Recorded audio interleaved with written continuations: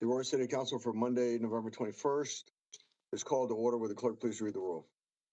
Mayor Kaufman. Here. Mayor Pro Tem Bergen. Here. Councilmember Coombs. Present. Councilmember Gardner. Here. Councilmember Drinsky. Here. Councilmember Lawson. Here. Councilmember Marcano. Present. Councilmember Medina. Here. Councilmember Murillo. Present. Councilmember Sundberg. Here. And Councilmember Zavanek. Here. There's a quorum. Thank you. Mayor's update. Don't normally do this, but I'm wondering if you could just take a moment of silence for the tragic event that happened over the weekend at the Club Q in Colorado Springs. Clearly an act of hate. If you would join me in a moment of silence.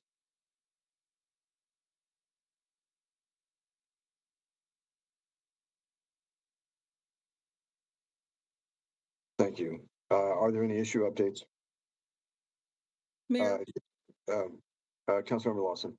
yes, this is just a brief, just a comment and just a request for staff regarding the youth violence prevention.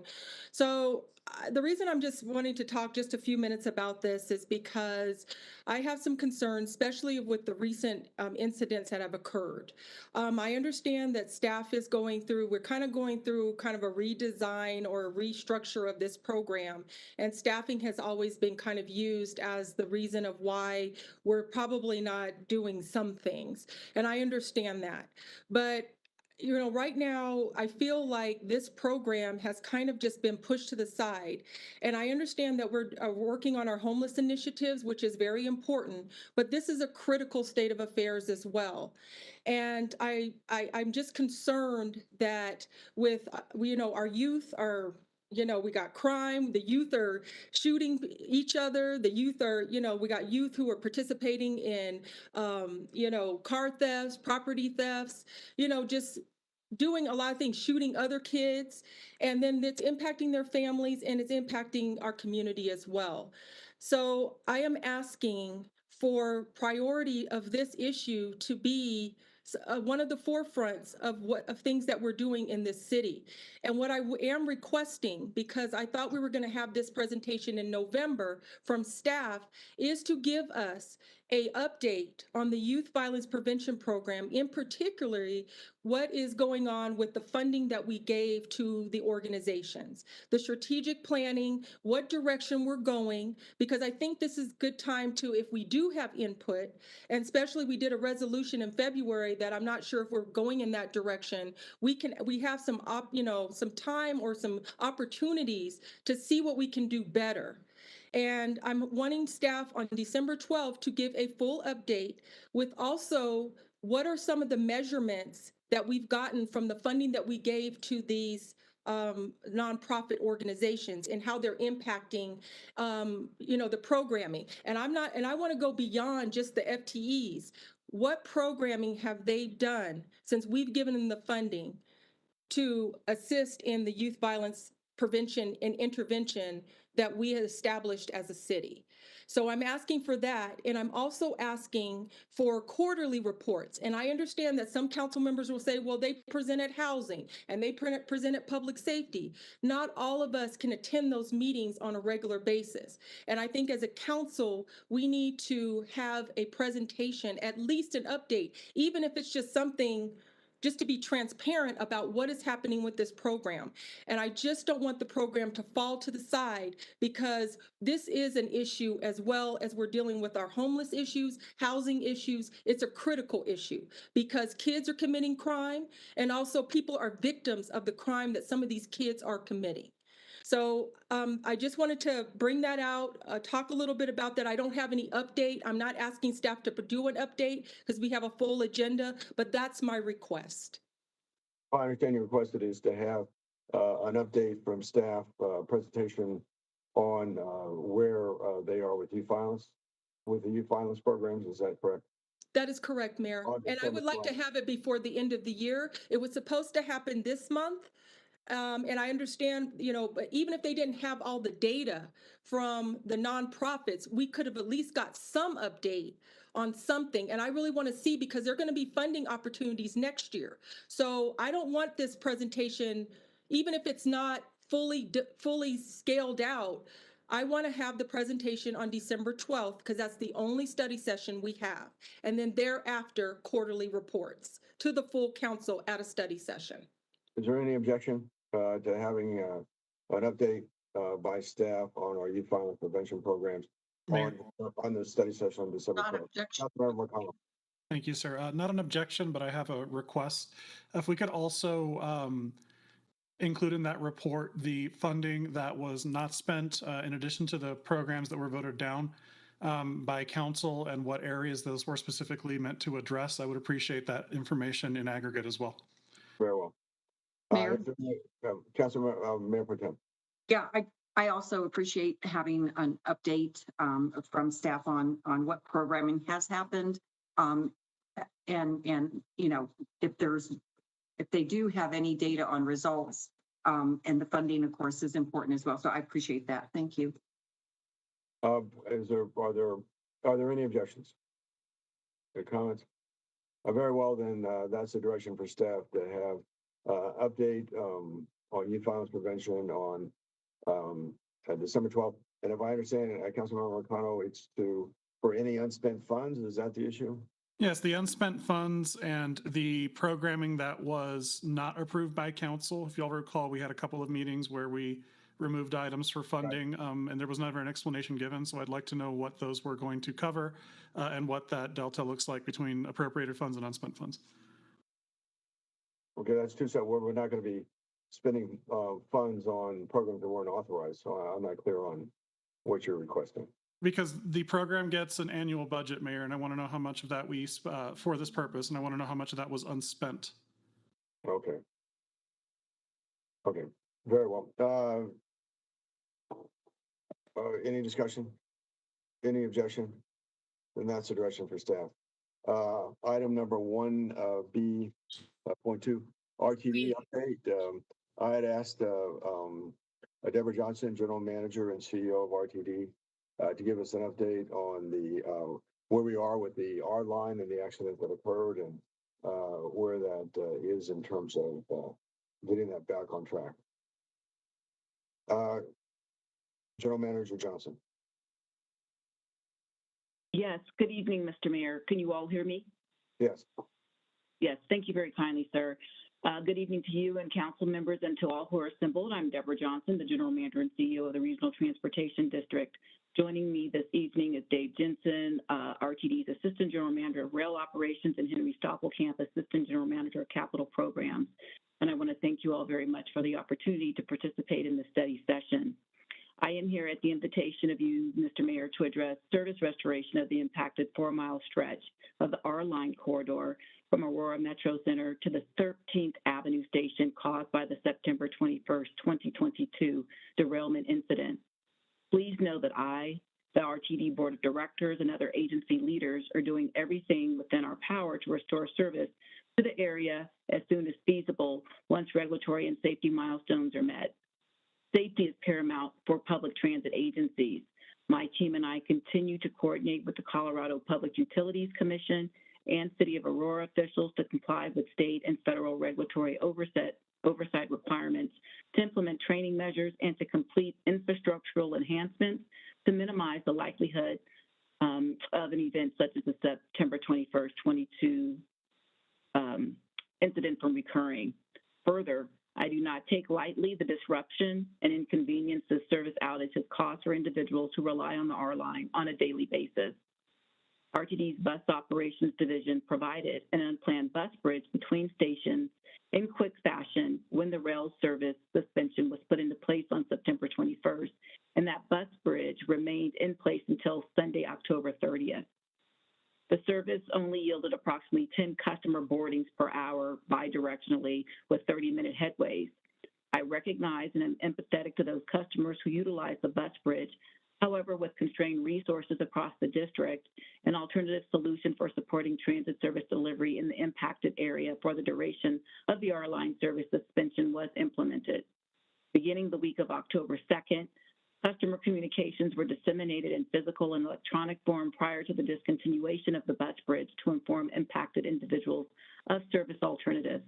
On October 30th, RTD staff began directing customers to existing services along the alignment, specifically routes 121 that goes from 9 Mile to Peoria Station, the 15L from Colfax Station to Aurora Metro Center, and the AT from 9 Mile to the airport. In addition to those routes, there are several more R-Line service alternatives in Aurora. Customers are encouraged to use the tools on RTD's website to help them navigate their commute, such as the Trip Planner tool to plan ahead and view commute options, as well as the Next Ride tool to see train and bus locations in real time, both of which are also available on the newly updated RTD My Ride mobile app. Customers can also sign up for service alerts that provide the latest details about service disruptions. RTD's communications staff began coordinating with Aurora's communications team directly to share information regarding the status of the R-Line, as how the public can access information on alternative bus service until the R-Line service can be restored. This effort spawned from my meeting with the mayor on November 7th. RTD has been working and continues to work as expeditiously as possible to restore full service to the impacted 4-mile stretch of the R-Line corridor from Aurora Metro Center to the 13th Avenue station. As a component of service restoration efforts, on Friday, November 4th, the agency submitted its investigative report and corresponding corrective action plan to the Colorado Public Utilities Commission, the federally designated state oversight agency for light rail operations. That same day, following a systems redesign of the intersection at Sable Boulevard and Exposition Avenue, crews safely removed a support pole damaged in the incident and adjusted the overhead catenary wire system that provides power to light rail vehicles. RTD staff has been collaborating with City of Aurora staff regarding the intersection's train traffic interface, and work is commencing tonight at 9 p.m. to bring this to fruition. Last Wednesday, November 16th, during its weekly virtual meeting, the CPUC unanimously approved, consistent with the CPU staff recommendation, the agency's federally mandated Public Transportation Agency Safety Plan, referred to as the PTAF. Further, the CPUC approved RTD's corrective action plan, including specific proposals to implement a stop and proceed prior to the intersection at the Sable and Exposition location, meaning that light rail trains must stop prior to proceeding through the intersection, reduce speed on the track approaching the Sable Boulevard and Exposition Avenue curve from 35 miles an hour to 25 miles per hour. CPUC staff also recommended, and the commission agreed, that more information needed to be garnered with respect to RTD's proposal regarding additional signage to warn of the Sable Exposition curve, relocation of radar signs farther north to allow more advanced warning. RTD will provide to the Public Utilities Commission additional information on these measures no later than December 31st of 2022. Moreover, since the derailment on September 21st, RTD has conducted light rail supplemental training specifically targeted to speed adherence across the light rail system. Training related to the Sable and Exposition location regarding the stop and proceed and reduction in speed will also be completed prior to service restoration. Pending further coordination with the City of Aurora staff regarding the train traffic interface at the Sable Exposition location. Moving forward, should a similar service disruption occur in the future, I commit to you that RTD will strive to engage in a more robust communication and collaborative effort with municipal and county officials and stakeholders to educate and inform them regarding the timelines, processes, and regulatory requirements related to the safe and complete restoration of transit services within the impacted area. That concludes my remarks. My staff and I will address questions pertaining to the R-Line 4-mile segment service restoration, should there be questions. I'll yield the floor. Thank you. General Manager Johnson, I'm going to ask the first question, and that is the accident investigation report released by the Public Utilities Commission yet? No, sir, it has not. It still remains in a confidential status. And do you know if that's by federal regulations or by state regulations? Sir, oh, I'm sorry. It's by state regulation in reference to the commission rule that they have established. Okay. Are there further questions? Mayor. Councilmember McConnell. Thank you, sir. And thank you, Deborah, for the update. This report, I understand that the PUC has not yet released it. Is the intent to have it released? I would have to defer to the PUC to address that question as is written in state law, that it remains confidential unless the commission modifies that decision. Okay, and you have no way of, letting them know? I mean, would RTD be favorable to having that report released for the public? In a sense, I would say would we be favorable? I can only speak from the vantage point of staff, but that would be collectively with the board being the policy body, but recognizing the interest from a public perspective. If in fact the commission were to use the rule, we most certainly would comply, sir. Okay, thank you. You're welcome. Questions? Mayor Sundberg. Councilmember Sundberg. Thank you, Mr. Johnson. I was just curious. This was an incident of human error, and how fast was that train going? So that is part of the investigation. I'm certain that you've seen the video, and it's easy to surmise that there was speed involved. Mm-hmm. Okay, thank you. Further questions? You're welcome. Are there any more questions or comments?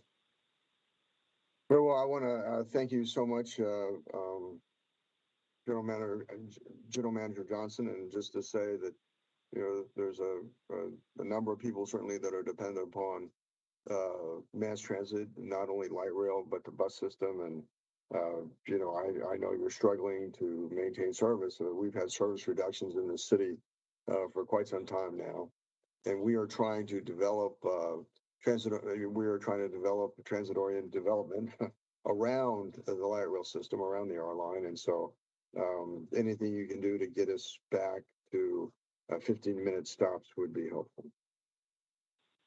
Are there any further questions or comments? Thank you very much. I appreciate the presentation. Thank you, sir. Thank you, council. Bye-bye.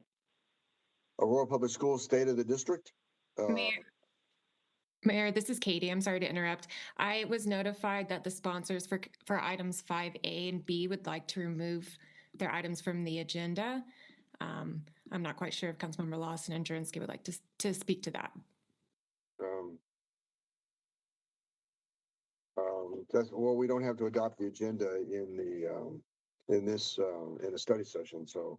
That's correct. I just wasn't sure if there was anybody on the line who was waiting for that. I think when we get to it, that they can make that announcement then. Okay, I just wanted to make sure if anybody was listening, they didn't have to wait until. Okay, I see. Thank you very much. Okay.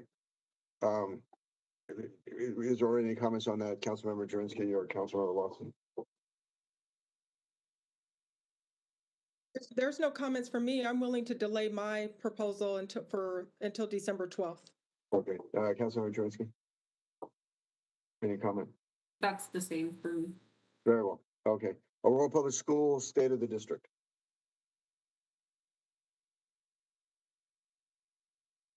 Mayor, this is Roberto. I'll just turn this over. I think I see Superintendent Munn on the call. I don't know if he can hear us or if he's able to. I can hear you. I don't know if you can hear or see me. We can hear you, hear you. And your presentation is up. And so if you could just prompt and we'll move the presentation forward as you move through it, that'll work. Great. Well, Mayor, Council, thank you so much for allowing us to come tonight. We had requested time to come before you. Pre-pandemic, we had a regular practice of coming to our stakeholders and City Council as one of those to just give an update on the state of APS around this time of year. We had gotten out of that practice over the last couple of years for reasons that are obvious, but wanted to get back to that, to really get back out, talk to the community, and use representatives of the community about the district and kind of where we are. So it is not my intent to break any news tonight, but really just to give you a quick update on the district. You have the presentation. I will not attempt to try and go through every slide or read slides to you, but just wanted to kind of be here and be present and have that discussion with you. So next slide, please. That's me. Next slide, please. We have over the last couple of years, readopted our strategic plan. Back in 2015, we adopted APS 2020, and coming through the pandemic, we have now adopted APS 2026, which is our strategy for how we will meet the vision and values of the community. We readopted many components of our APS 2020, but added Goal 4, which is really having a community of support. And the reason we did that was we felt very good about some of the work that we were able to see through APS 2020. Next slide, please. Just to give you a quick thumbnail, through the work of APS 2020, which was our prior strategic plan, we were able to make significant changes and improvements to the Aurora Public Schools and for the kids of our community. And we're proud of that work, but we know remains unfinished. But just to give you a sense of that, we saw a significant increase in our graduation rates. We saw 6 years of continuous improvement in our overall academic work. And at the same time, we saw more of our kids going to college and persisting through college. So we were excited about what we were seeing there as our trajectory, our momentum we're building. Next slide. But just to take a step back so you have the facts and figures, that is what we look like from a demographic standpoint and who we are as a district. We are one of the most diverse parts of this, one of the most diverse districts in the country. We are the 5th largest district in the state, which obviously, when you look at the scale and size of the city of Aurora, makes sense. And we work in close partnership with many of our community members as we try to address what is a very complex demographic that we serve. Next slide. As I indicated, pre-pandemic, we saw significant increases in the work that we were doing around overall outcomes for students. Next slide. And next slide. But of course, we hit the pandemic, and the pandemic was a significant impact for all of our kids, as it was for our entire community. And we saw what is identified as significant learning loss across all of our communities for all of our students. And that learning loss can be felt through academic performance, social and emotional performance, and how students engage in the work of going to school and being successful in school. Next slide. I am, however, very proud of how we as a district managed COVID-19 and very thankful for the partnership of the city in that process. Mayor Kaufman and I were in early and regular communication about providing different alternatives and different ways for kids to continue their education consistently, and staff there were incredibly helpful in helping us navigate that process. We were in very close, in fact, daily contact with Tri-County Health, which obviously at the time was our North Star for that work. Next slide. We took stock of kind of some of the lessons that we learned throughout the pandemic. One of the things that I think was key, and one of the things that we saw, was that we recognized that equity had to be at the center of every response that we had. We had a lot of students in a lot of different circumstances, and we had to really think about what did online learning look for all of our students. How do we make sure that our students were fed during that time period? How do we meet their social, emotional, and mental health needs? We're incredibly proud of how nimble we were as an organization, of course, across all of K-12 to do that. Next slide. And we're taking those lessons learned and really using those to address what are the challenges moving forward and how do we think about some of the challenges that are ahead. Next slide. And we're doing that with a sense of urgency, because what we're seeing from research nationally is that, and in Colorado, is that the achievement of all students was significantly impacted, and particularly for students who are already marginalized or impacted by other factors in their life. The academic recovery is likely to take longer and be slower. And so we are really cognizant of how that impacts our very diverse demographics and how we think about how we address that. And so as a district, we have adopted a real sense of urgency this year. Next slide. We're asking all of our staff to really think about these areas of urgency, these points of really focusing in on our work, in on our strategic plan to drive stronger and better outcomes for kids and to really recover what was lost during the pandemic. Next slide. That work is, of course, led by our Board of Education. Our board has adopted a set of results and limitations as a way of guiding our work. When we talk about the results set by the board, those are an embodiment of the community's vision, what the community expects for us from a sense of outcomes, going from where we are now to where our next step is. And then values, which is what does the community say are the rules that we should follow in making sure we achieve those outcomes. And just to give you a sense of those, next slide. Result number one relates to making sure, oh, sorry, and our results and limitations are, of course, SMART goals. Next slide. Result number one is about increasing early childhood literacy. Likely you know that third grade reading rates are key to long-term improvement, key to long-term literacy, and the board has asked us to really focus upon that in a significant way. Next slide. We want to continue our trajectory around graduation rates and really supporting our students in moving on to those next opportunities in post-secondary life, be they college or career. We just coming out of the pandemic, the state has switched how it evaluates graduation rates and how it evaluates what is a graduate. And so we're looking at a new process in some respects of how we do that. So making sure we communicate with our families and our students around what that looks like and how to achieve the appropriate outcomes. Next slide. And then for both results 3 and 4, our board is very focused on how we think about equity for our students. We know that across the country and in APS, there's a significant achievement gap, an outcome gap for where particularly Black and Latinx students are performing. And so between 6th grade and 9th grade, next slide, we want to make sure that we are pushing ourselves to focus in on those numbers and focus in on how to push our work so that that group of students comes in alignment with what we see with our majority students.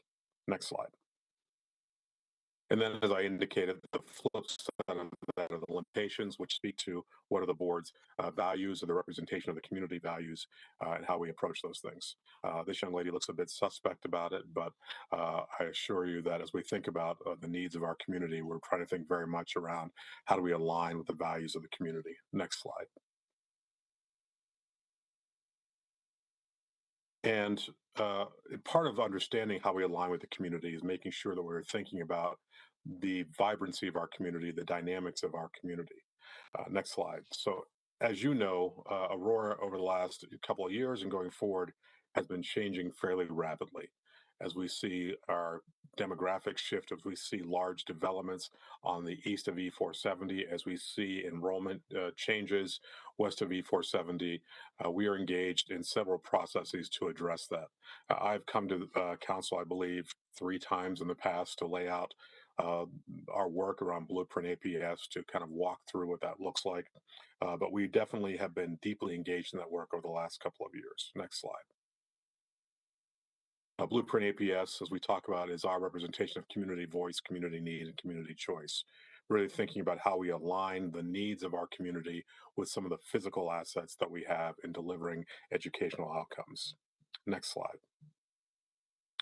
Part of what our board directed in that framework was that we shift some of our work so that we have more boundary schools, which are larger areas for what are traditionally called neighborhood schools, that we implement more magnet opportunities, and so that there's a different kind of choice for our students. And that we really align some of our regional specialization, some of the work that we do with some of the work that the city has done. Some of you might recall sitting down with us talking about what the city's long-term master plan looked like and how we might align some of our work to what some of what the city is planning over time. And that really aligns closely. Next slide. That process engaged the community through lots of different ways. Many of you participated in task forces or community forums or focus groups. Next slide. That culminated ultimately, we started that process in October of 2017. And then in January of 21, so about 3.5 years of engagement prior to really launching the work, we started the implementation process. And to date, here are some of the things that have come from that. Some of those are changes and consolidations and closures of schools. We've opened several new schools, and we are also building a couple of new schools and in the process of planning some additional programs to serve the communities of APS. There's a lot of moving parts, and I know you've been engaged in community conversations around all of those. But over the course of the last 2 years, those are some of the decisions that our board has put in place. Next slide.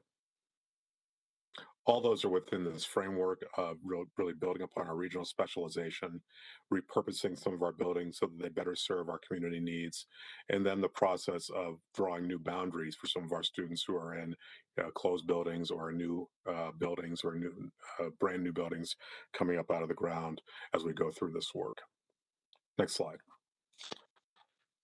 Ultimately, a lot of this is about making sure that we better align our resources to serve our community as we see declining enrollment in some areas and increasing enrollment in others, and the ongoing challenge around education funding in Colorado. Next slide.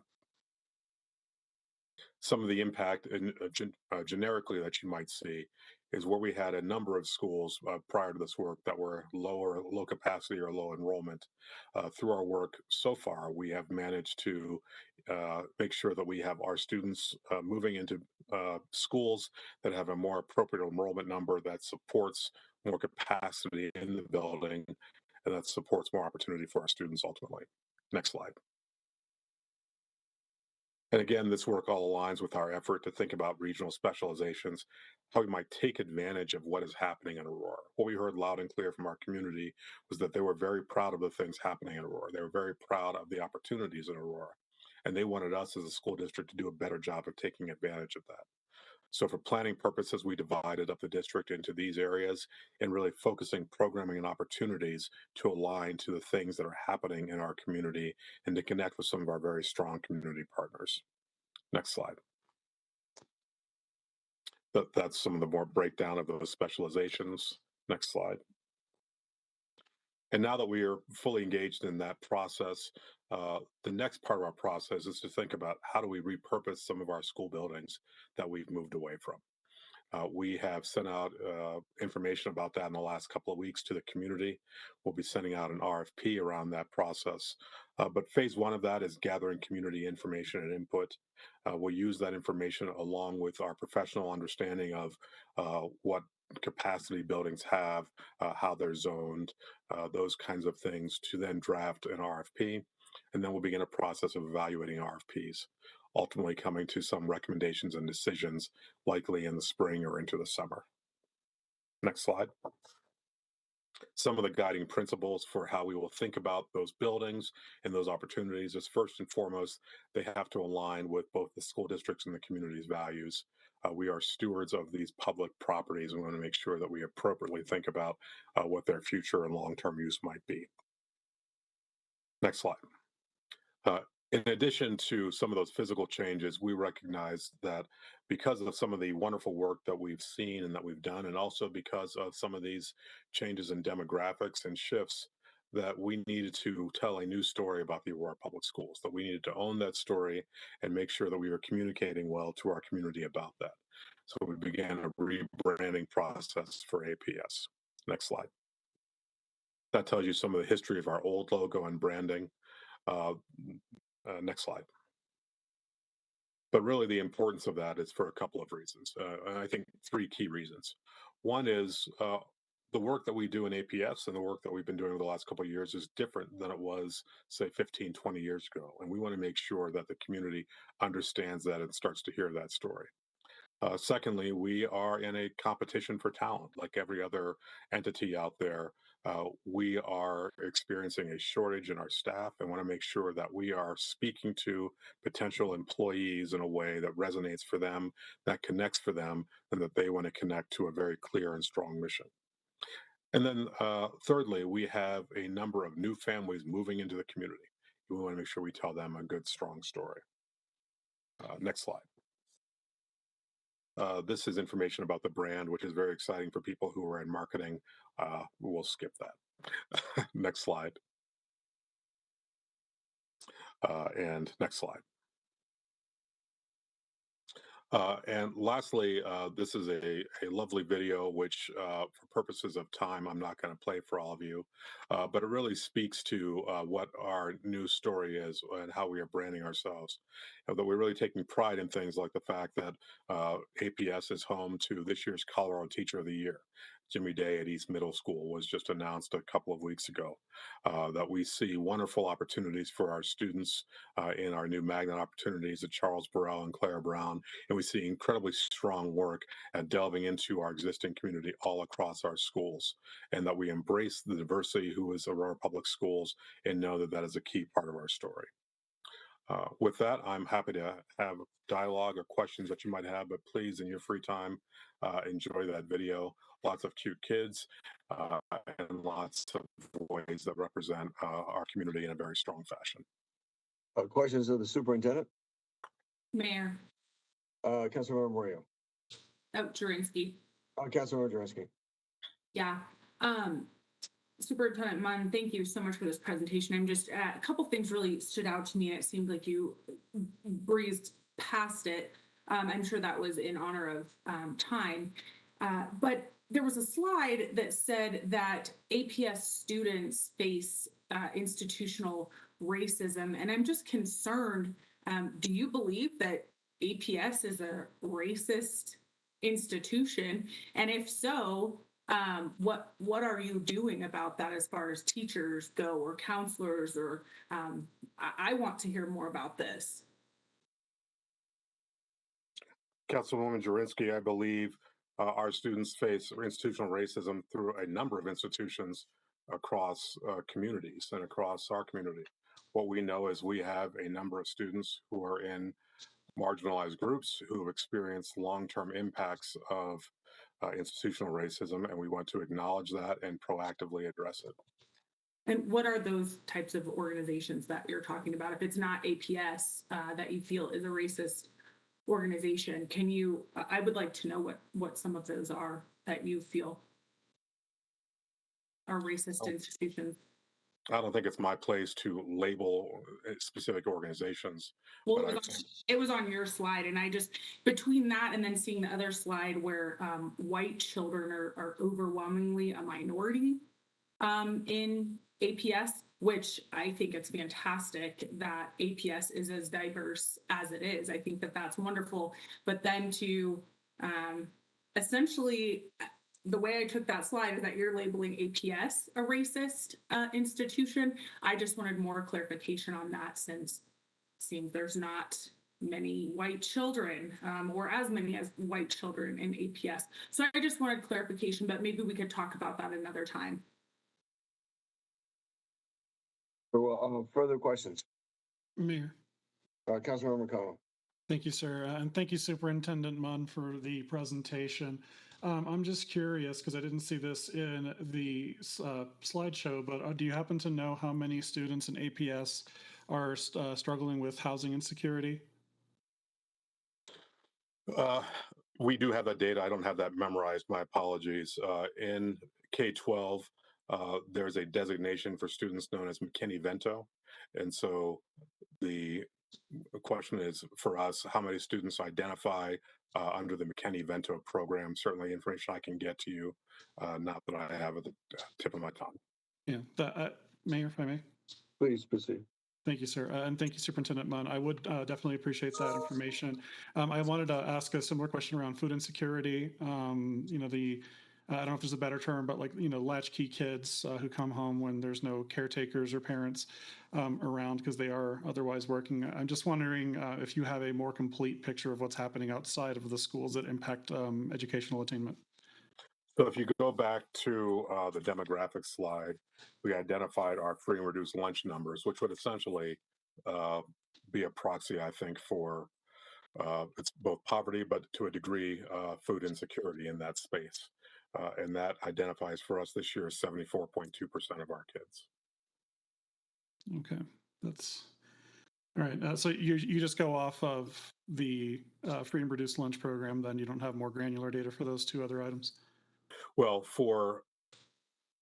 within our free and reduced lunch number, we have the number of students who are free, which is really those who would be at the most at risk and vulnerable for food insecurity. And the percentage of kids who qualify for free lunch as a subset of free reduced lunch is something, again, I'll have to follow up with you. Yeah, and then again, the number of students who come home to empty homes due to caretakers being absent, working, et cetera. And that is not data that we would have or would be able to track. Okay, thank you, sir. Further Mayor questions? Bergen. I'm sorry, Mayor Pro Tem. Thank you, Superintendent Munn. My question is, you mentioned, closing some schools, obviously opening schools in the newer areas, and then repurposing them with an RFP. Will you be going out to market on those schools to be repurposed or to be sold in entirety? And then also, if you have vacant land where a school was supposed to be but is not going to be built, because that happens with things that change, would that also go out to the open market? Councilwoman Bergen, we're opening a process for RFPs, not necessarily just the open market, but and the RFPs will identify what the community interest is in those spaces, and then looking at respondents who align to those community interests. That might be those who want to purchase the property. It might be those who want to lease the property for some other interest. We don't know as of yet. And then ultimately it would come down to going through the evaluation process as to what was the most appropriate use for that building or land, as it may be. Okay. Yeah, and I had experience with Cherry Creek School District, and that's why I asked that, because I had a neighborhood that thought an elementary school was going to go in, and then it was vacant for 20 years, and then it ended up on the open market, which then caused some controversy with neighbors not expecting housing to be built when there was a school. So that's why I was asking that. And then just I'll tell you, at present, we don't have any open land that we're talking about in this process. Okay, very good. And then just lastly, so if on the schools that you're closing, you said you'll be doing kind of like some regional, maybe more regional schools. Is the bus service then going to be aligned to accommodate students? Yeah, so our existing transportation policy doesn't, well, first we'll do a boundary process to determine which schools our students would then be automatically assigned to. We, like every other school in the state, is also an open enrollment school, open enrollment. So families have a choice of thinking differently about that. We provide bus transportation for the schools where you are assigned within our current transportation policy, but not for schools where you may have open enrolled or chosen to go somewhere outside of your neighborhood or region. Okay, but the kids that currently have bus service that have their school closed would still get bus service. If they align to the policy. So we provide bus service, for example, at the elementary level, if a student either does not have a safe walk path or if their walk distance is too far. And I believe at the elementary level, we define that as 1.5 miles. Thank you very much. Further questions? Mayor Sundberg. Councilmember Sundberg. Thank you, Superintendent Munn, for your presentation. And I apologize that your beloved football team has the same winning record as the Denver Broncos. And it's all about expectations, sir. Okay. Also, congratulations on some successes you've experienced, like dropout rates and so forth. My own 2 children, who are college age now, have overall had a great experience within Aurora Public Schools. They're 2 kids of color. And I have 3 questions for you. My first one related to Councilwoman Jurinsky's comment or question, and this stood out to me as well on slide 13. APS students are impacted by institutional racism. Aside from the other institutions out there in society, how would you gauge, based on your experience there, the level of racism in the institution of Aurora Public Schools?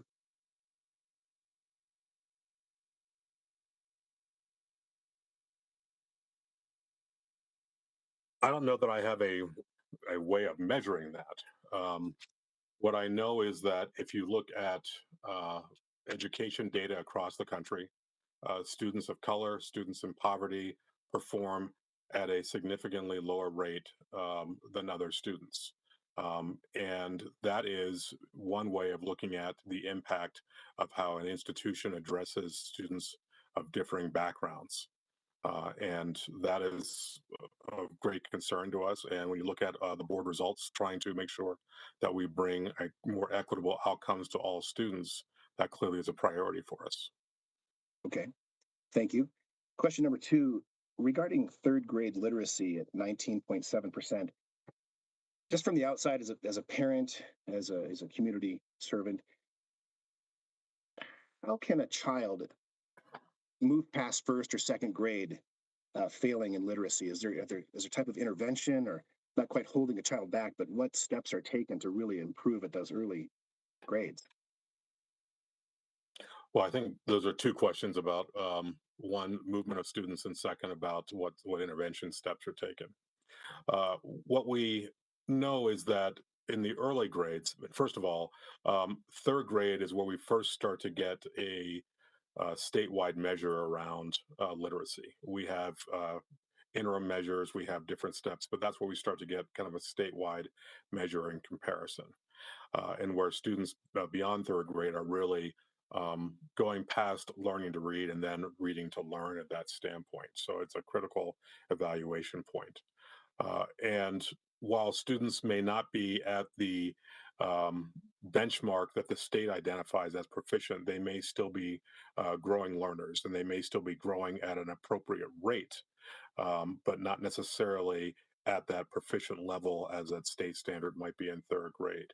And so we have to make an evaluation in cooperation with parents as to whether or not we have the ability to scale our instruction to keep those students learning at an appropriate pace, or whether or not it's appropriate for them to be held back at a certain rate.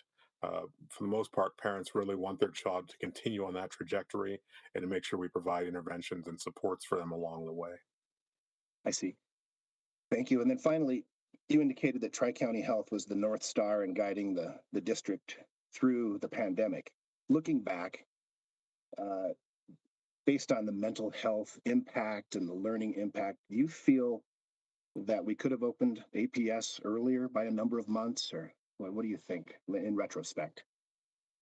I think there was no time for retrospect. I think Now there is though. yeah, I think there's a pretty clear public record of the conversations we had, the debates that we had, and in some cases, the honest disagreements we had at trying to understand the health data. And so I'm not going to rehash kind of that public record, but to say that I think everyone involved was trying their best to identify how to support students through that. And we saw in some spaces where school districts had no interruption in in-person learning, and experienced significant learning loss still because of the impact in the greater society. And we saw instances where school districts had a much more extended time than we did and still experienced significant difficulties. So what's pretty clear to me was that there was no per se right answer. There was an answer, and then there were supports that needed to be in place to align with whatever choices you are making. Thank you, sir.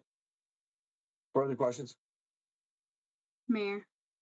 Councilmember Mario. Thanks, Mayor. Thank you, Superintendent Munn, for your presentation. It's always great to hear updates from our public schools. I also want to thank you for kind of the holistic nature of the presentation and your continued commitment, as well as the board of Aurora Public Schools in addressing systemic barriers that our students face. I think that's deeply important. I know we haven't always agreed on the path there, but I think at a minimum, I can say that we do agree that that's necessary. So I want to thank you for continuing to do that, given what we know about educational attainment and systemic barriers across the nation when it comes to educational attainment, and particularly with such a diverse school district. So thank you for your commitment there, and I welcome continued opportunity to work with you. And to kind of piggyback off an earlier comment around the repurposing of buildings, I was, to no surprise to anyone here, not always in favor of the outcomes and decisions of the schools in my district. I understand y'all had your own process, so I would just kind of renew what I had shared at those public hearings again here now, and wanting to work with you and the city on finding critical and deep ways that we can partner APS and the city of Aurora to repurpose those buildings. I understand you'll be going through an RFP process, but I think there's just so much overlapping goals, though we don't have specific authority over, the school building. I think, those are our constituents as well. We have standing funding for youth violence prevention, right? And we talk about having safe spaces for kids. I know we've had many town halls and forums where we've had community leaders and providers wanting to, step up and offer spaces and, however we can as a city help engage in those conversations through kind of some of these established programs, whether it's offering safe space for students, especially during the colder months after school and even during the summer for a myriad of reasons. I hope you will continue to consider the city a resource. We also have, other plans around like our housing strategy, wanting to make sure that the, attendance around our existing schools and future schools is sustainable, right? How we can, land banking is one of our strategic directions that we have deployed in our housing strategy, right? So just different ways that I think our goals are mutually beneficial and supportive of just the larger community. So again, thank you. Please continue to consider us a resource and however we can be supportive in those repurposing conversations. I hope that you will open those conversations with us. Well, thank you so much, Councilperson Murillo, and my apologies if you saw me smiling and laughing at my screen. The first picture was Councilperson Coombs for a period of time and her little one, and I was enjoying that. But we certainly welcome the city's engagement and partnership in this process. I know that we've had several city personnel who've attended our information and input sessions to kind of talk about that and see what the opportunities might look like. I know that several of you have put us in contact with community organizations and others who are interested in thinking about ways to further serve the community and also the students of APS. We welcome all that. We just want to make sure that we have a process that is as reasonably transparent as we can, so that people have an opportunity to engage in that dialogue as we look at what the community's values might be and furthering the use of those buildings. Further questions or comments? Well, let me conclude then, Superintendent Munn, by saying what an extraordinary partner that you and our elected members of the Aurora School Board have been to the city. I think I often visit specific programs that you can't have and trying to highlight those to show that there's really something for every family in Aurora Public Schools, simply because of the fact that the reputation of a public school district is key to economic development for the city. And so I want to thank you for your efforts and to meet these challenges head on with the repurposing of schools and opening up new schools. It's quite a challenge, and I shouldn't say this, but fortunately we're not Denver right now, and their inability to make these tough decisions they're going to have to make at some point in time. But with that said, thank you very much for your service to our city. Thank you, and you have a good night. Thanks, everybody. Thank you. Adoption of the consent calendar, item number 2A through 2F. Is there any objection? Seeing none, the consent calendar, item number 2A through 2F will move forward. Items from the Policy Committee, 3A, 2023, State and Federal Priorities, Councilmember Lawson. Thank you, Mayor and Council. So we've already kind of talked about the priorities at the last study session. Roberto's there were some votes that we actually needed to tabulate and make sure that we have that in this registered on some of the priorities that we had discussed at the last study session. So I'm going to turn this over to Roberto to move forward on what we need to do to get those votes tabulated. Thank you, Councilmember Lawson. Roberto Venegas, Deputy City Manager for the record. We have in front on the screen, if we can scroll down, this is, as Councilmember Lawson mentioned, a cleanup. We had 4 items in which, for technical difficulties, Councilmember Jurinski and Councilmember Gardner, we were not able to record whether they were in opposition or in support of the changes that Councilmember Zvonek had made to 4 different elements in the state priorities. So since we've talked about this for a couple of times already, I brought these 4 up so we could simply, if it's okay with Councilmember Lawson and the mayor, simply go through these 4 and get Councilmember Jurinski and Gardner's preference. I know we're not taking votes in study session, but in order to adopt these changes, the mayor had asked for opposition or support for these items. The first one is to eliminate the preserving affordability language that was in the original document. That's also in your backup. So we had votes from folks, but we did not have Councilmember Gardner and Councilmember Jurinski's vote. Mayor. Sorry. Jurinski. Councilmember Jurinski. Yeah, I can just sum it up. I'm in support of all 4 of these. Okay. Councilmember Gardner? I'm in support as well, Councilmember Gardner. Very well. Any other decisions? No, that's all we needed. I will incorporate those because those 2 would make this tally to 6. So there was only 4 votes in favor of those. So with those 2 votes, they would be 6, and they would make them approved for incorporation into the priorities. So I will do so, incorporate those, and send a final version to council for their review. We do not need anything further on this item. Thank you. Item number 3B, 2022 medians. Nicole Ankeny.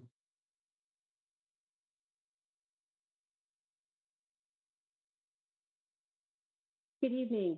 We've got a presentation for you on the 2022 medians. I believe Adrienne is going to run that presentation for us.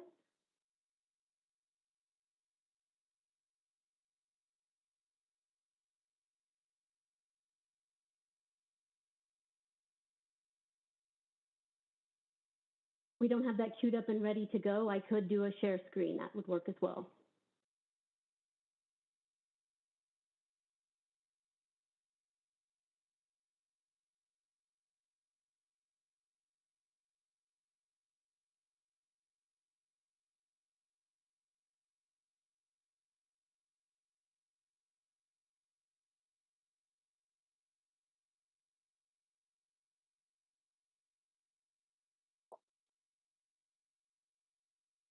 Please proceed. 2022 medians. One more presentation over. Thank you.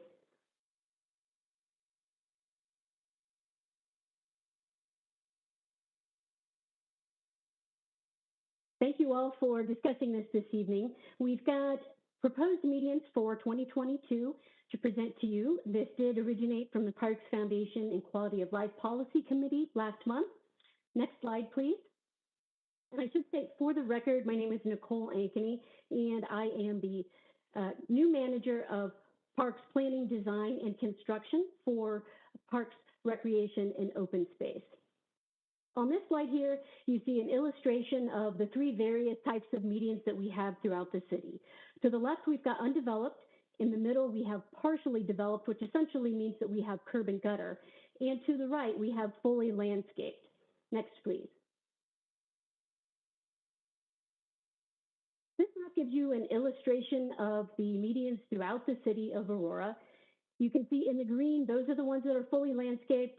The purple or pink color are partially, and the orange are undeveloped.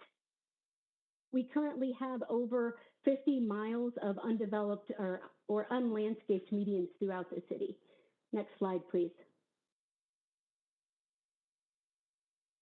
As our team goes through this process, we evaluate the budget that we have available.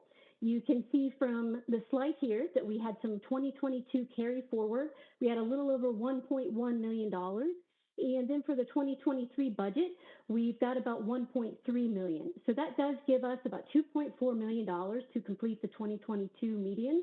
And we typically expect approximately 10% that is anticipated to handle design costs. We do go through a selection process annually, and we have a scoring matrix that considers these major factors.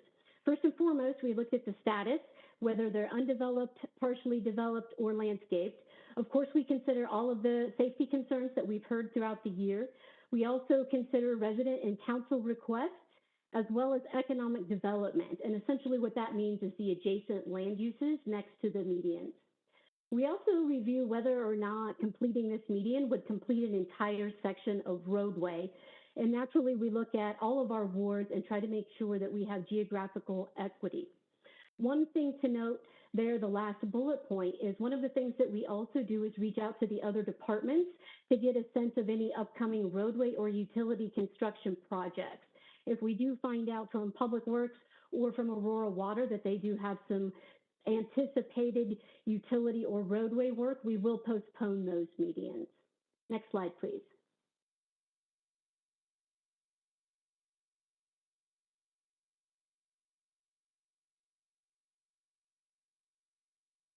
So these are the 8 projects that we are recommending for 2022, and I'll go through them quickly. We've got Peoria Street from Iliff to Yale. That comes in at a cost estimate approximately $301,000. We've also got Peoria Street, Yale to Parker. That one is just a little under 300, so about 279.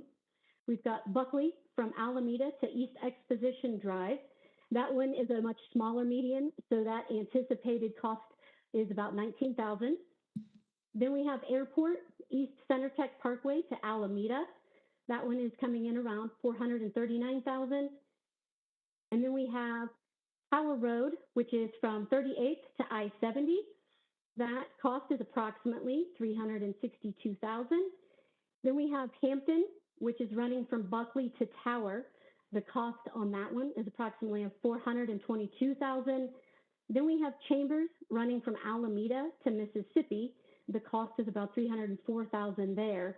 And last but not least, we have 6th Avenue running from Potomac to Sable. That again is a much smaller strip of median, and that cost estimate is coming in around $36,000. So you can see for construction costs, we've got about $2.16 million for proposed for 2022. Next slide, please. This map illustrates the distribution of those proposed 8 projects throughout the city. Next, please. We're just going to take some really quick moments here to look at each of these in more detail. Each one of these slides here gives you more details with regards to the aerial photo and a current conditions photograph to give you a sense of what that looks like currently on the ground. We also have information on the length and the width, as well as the cost in each of these. So this one is the North Tower Road section. Next. 6th Avenue. Next, please. Chambers Road. Next, please. South Peoria. This is from Iliff to Yale. Next, please. South Peoria Street. This is from Yale to Parker. Next, please. South Airport Boulevard. Next, please. And this is South Buckley Road. And finally, next slide, please. East Hamden Avenue. Next slide, please. As a review on the 2021 medians, I did want to give you an update. Those medians were approved at the study session from August of 2021, and we are currently in the final stages of design. So we're anticipating those will be going out to bid in early 2023, since I thought most of you would like to have an update on the 2021 medians. Next slide, please. So I know this was quick, but this is, again, a review of all 8 of those proposed median projects. And the question before you this evening is, does the City Council approve the 2022 median projects? Or do you have any questions for me? Are there questions? Mayor Pro Tem? Yes, thank you for the presentation. Obviously, 2022 is almost over. So we really should have had this a lot earlier, and I understand with the staffing shortages and so forth. So I did have a meeting with staff earlier today because obviously I was very concerned that Smoky Hill Road median was not on the list. And I have heard from Saddle Rock North residents a number of times that are extremely upset, that the medians still look awful. It's just dirt, no curb and gutter or anything like that. What I learned was the cost is pretty exorbitant for doing that. And so what I'd like to say is that I learned also, and I probably knew this before, but our budget for medians is only 1.1 million or 1.2 million per year, and it's inadequate. And I know when you showed that graph and it showed completed medians and it didn't look like we had that many, but we actually have 50 miles of undeveloped medians in the city. And this is something that taxpayers expect us to, make sure that the city looks aesthetically, pleasing in terms of our medians and so forth. And I also know that developers sometimes are the ones that are responsible for certain parts of medians, but I just want to bring up that we really need to look at our budget, and to increase our annual allocation needs to be much higher. And I will be looking at ways to basically advocate to increase that budget. But specifically for the residents of Saddle Rock North that are probably listening in, we are going to be looking at some options. So I'll be meeting with staff back in February and just kind of look at what's available. But I just wanted to mention we don't have enough in monies for our medians. Further comments? Mayor. Councilmember O'Connell. Thank you, sir. And thank you, Nicole, for the presentation. I did actually have a follow-up for Mayor Pro Tem Bergen. What was that cost? It was a lot. So I didn't realize. Oh, Mayor, may I respond? Please. Okay. I didn't realize that they needed to do curb and gutter. So that cost just for the curb and gutter was, I want to say 1.1 million for curb and gutter. And then the Xeriscape, so far, what we think it would be is 1.3. So very large amount of money. And like I said, I will be meeting with staff to see if things can be done in phases and so forth, just to come up with a better solution to get it done. All right, thank you. Further comments or questions? Then we're to the question. Could you please repeat the question before us, staff? Yes. Does the City Council approve the 2022 median projects? And I'm happy to relist those if you would like. Are there any questions on those? Oh, one more, Mayor.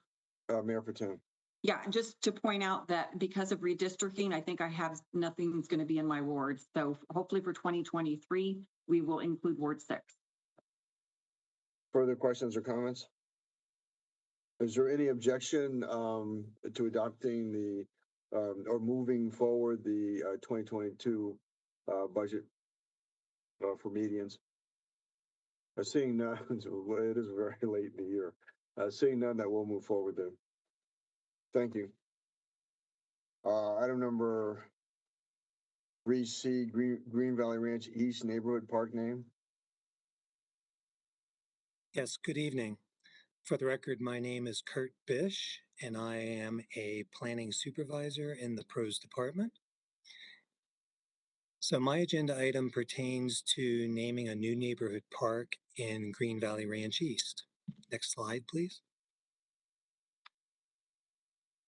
In Aurora, our park system is comprised of parks that are owned and maintained by the city, as well as parks that are owned and maintained by non-city entities such as metro districts.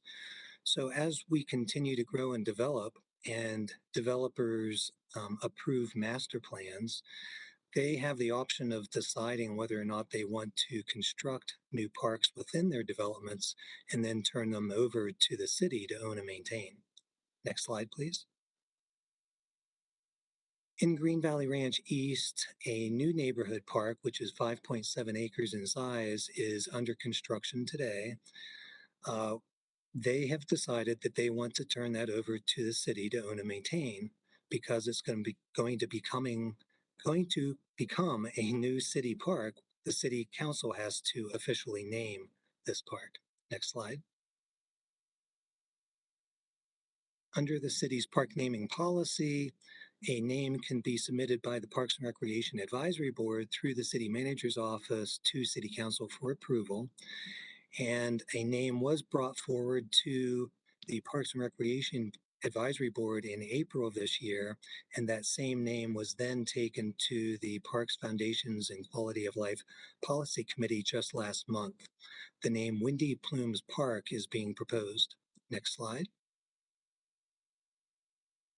Inspiration for this park name is derived from some public art that's going to be installed in the park. Next slide. The artwork is titled Listen to the Whispering Wind, and it's a piece of art that is comprised of a seating bench integrated into a sculpture of plumes of grass which are being blown by the wind. Next slide. So a draft resolution to name this park has been included with the backup materials with this item.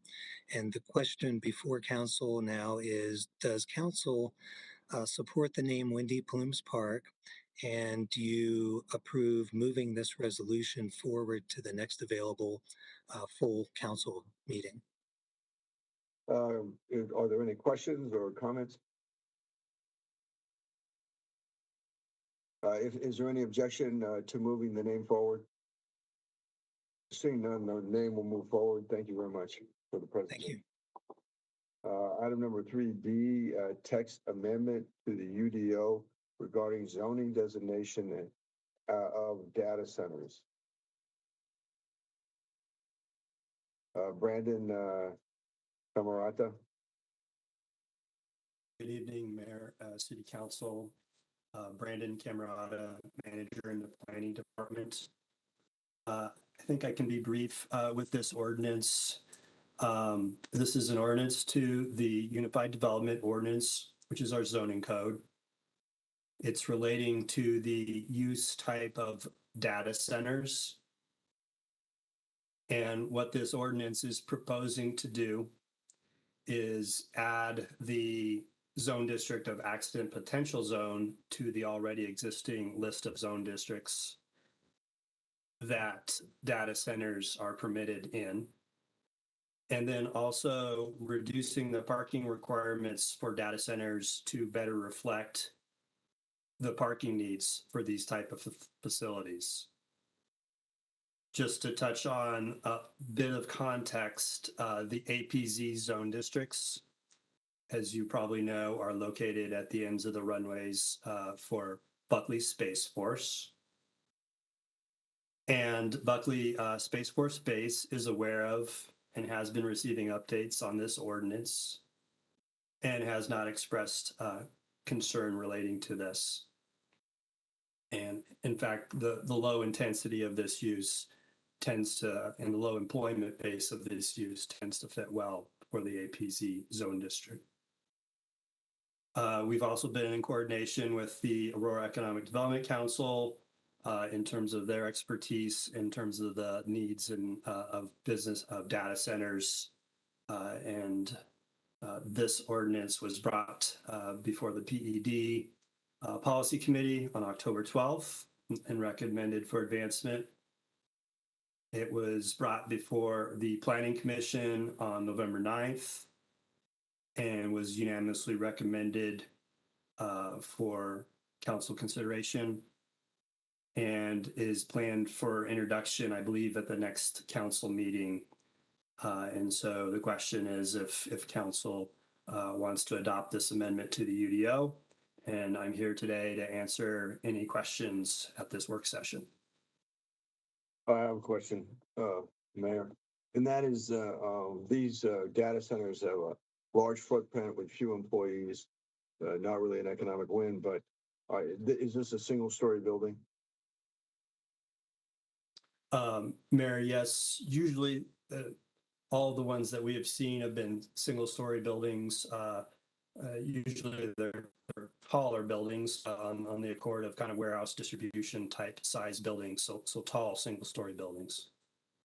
And we're absolutely certain that there's no objection by the base to this. Correct. We've been providing them updates about this, and we have direct contact with their liaison. And like I mentioned, the relatively low employment intensity of these tends to fit well with the intent of the APZ zone districts. And how much are you able to reduce the parking requirement? So we're using basically one space per peak time employee, which is what we use for some other industrial zone districts.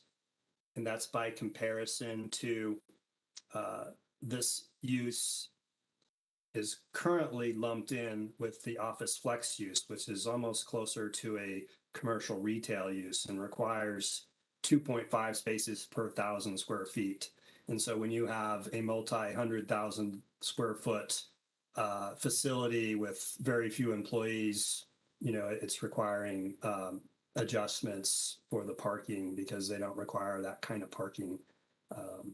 Do you know what the employee estimate is?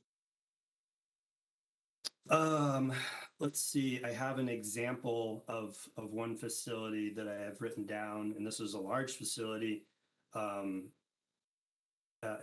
800,000 square foot facility, and they've requested 120 spaces. And so certainly they would have been required way more than that. But my presumption is the request represents their need. So what's the ratio that you mentioned for parking for this project? Proposed or existing? Well, is there a difference? For this example I gave you, what are you doing? What are we doing? The proposed ratio is one space per peak time employee. Okay. But you don't know what the number is for the data center. Okay. So how many spaces? So the way that regulation is it's based on they're letting us know, the market's telling us know what the amount of parking is they need to accommodate their employees. Okay. But there's not a number yet, is what you're saying? The number is determined with each individual project based on the information they provide. Okay. Mayor? So yeah. Yeah, I guess I'm getting confused. Is this just to change it from the current APZ designation or to the APZ? Yeah, so this is the use of data centers is currently permitted in numerous zone districts in the city, MUI, MUR, I1, I2, and a couple others. And what we're doing is we're adding APZ to the list of zone districts that data centers are allowed in. Okay. It got kind of confusing there. Thank you. Further question? Mayor? Mayor, Councilmember Coons. Thank you. So this is a little bit of a tangent, I suppose, but relevant to data centers. Have we looked at ways to offset their change code to help offset their high water use? Because my understanding is they use quite a bit of water for the cooling that they need.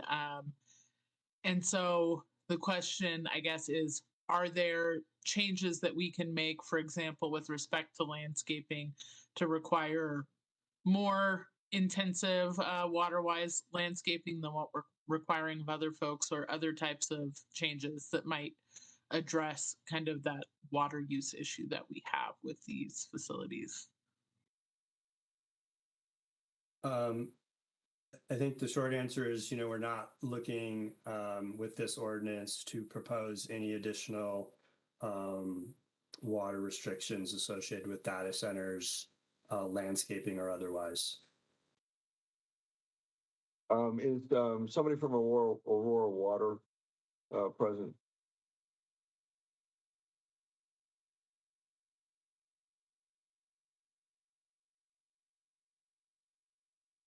Is there anyone from Aurora Water? Okay. Apparently not. Further questions or comments? Seeing none, is there any objection to moving this forward?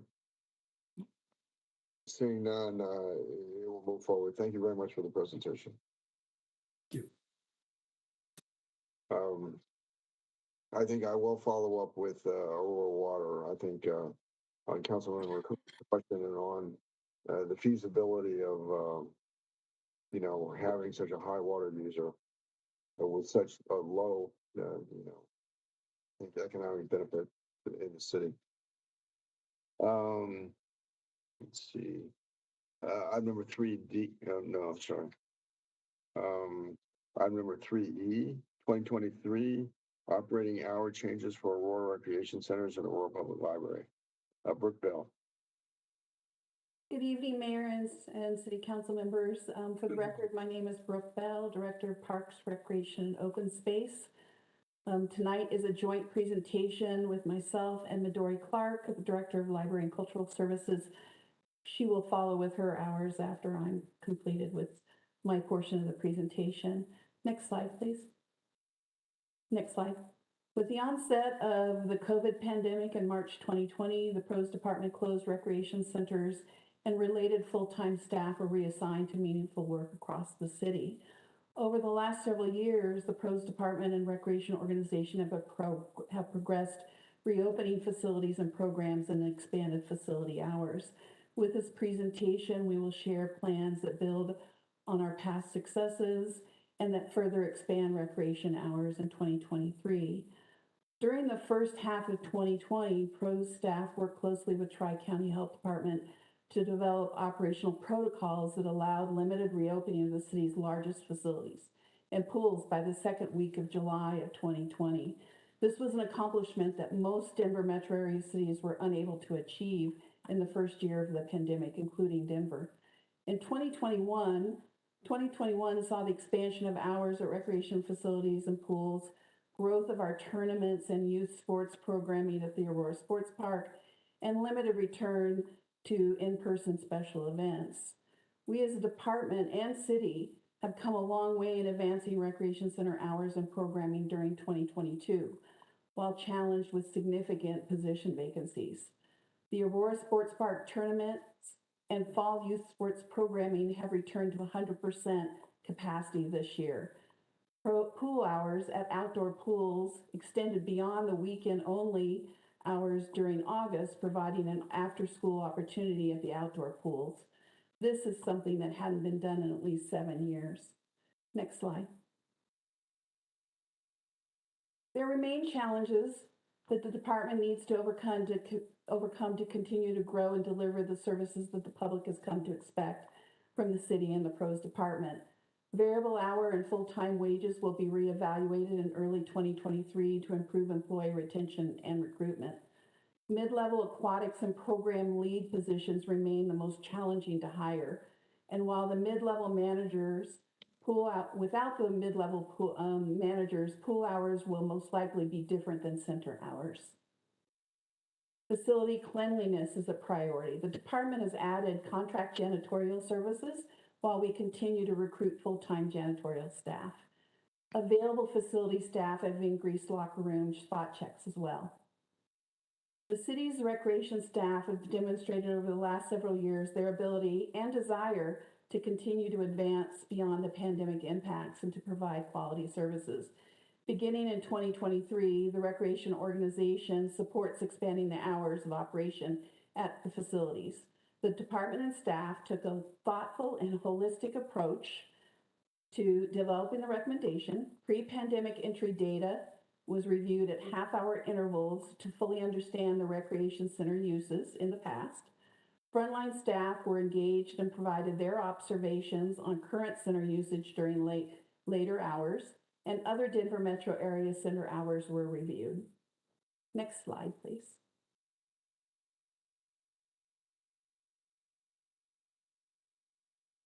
Next slide, thank you. This slide includes the larger facilities and the Aurora Center for Active Adults. The first column is the pre-2020 hours. The second column are current hours, and the final column is the pros department recommendation for 2023. The highlights for 2023 include Central Recreation Center will open at 5:30 a.m. on weekdays. This is 1/2 earlier than the current operating time. On weekdays, the facility will close at 8:30 p.m. and on Saturday evenings at 7:30 p.m. The pre-2020 facility use data and current use time did not support, and current use did not support returning to the 10 p.m. closing time on weekdays and the 8 p.m. closing time on weekends. Tech Recreation Center is currently closed on weekends. Weekend hours will be back by popular demand. Saturday will be open from 8 to 4 p.m. for fitness equipment use, swim lessons, water aerobic classes, and open swim. Sunday will be open for rentals only. Moorhead Center hours are recommended to remain unchanged from the current hours. The 2020 use data did not support returning to pre-pandemic later hours on weekdays. The Utah Pool hours have already been expanded with the beginning of the school year with afternoon and weekend hours. The Aurora Center for Active Adult hours remain unchanged. However, Sundays are available for rentals.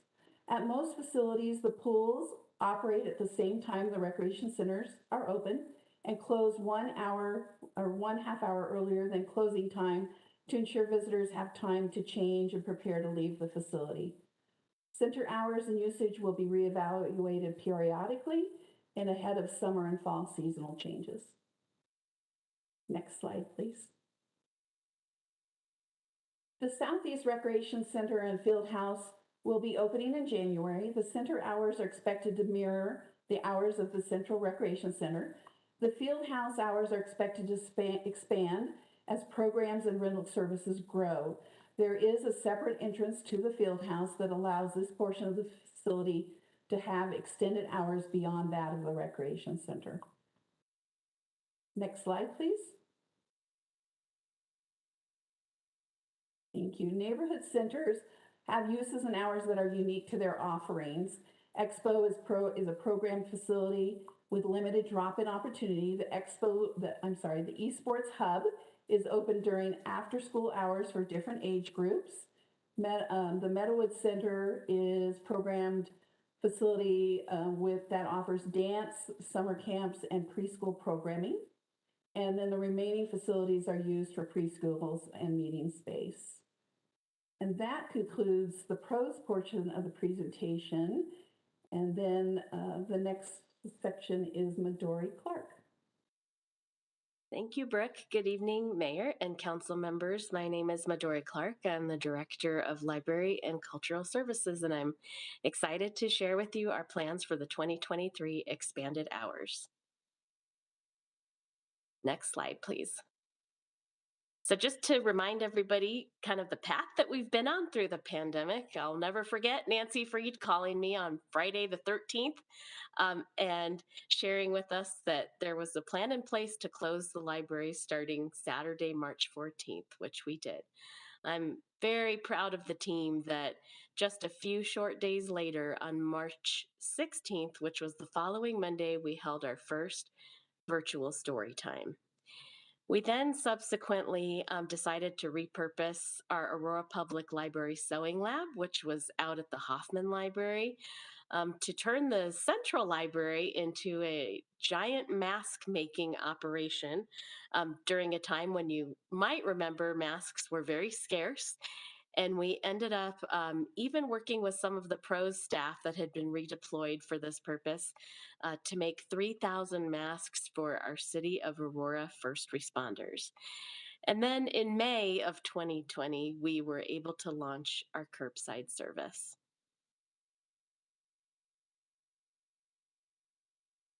The libraries reopened in July of 2020. We did so with a fairly limited capacity. You might remember at the time there was a calculation for percentage of people that could be in the building. And we also asked for folks to be there just in 1 hour increments. At that time, we did open Monday through Friday, 10 a.m. to 6 p.m., which was actually um, a very large amount of time to be open at the time, and we were one of the first Denver metro area libraries to reopen to the public.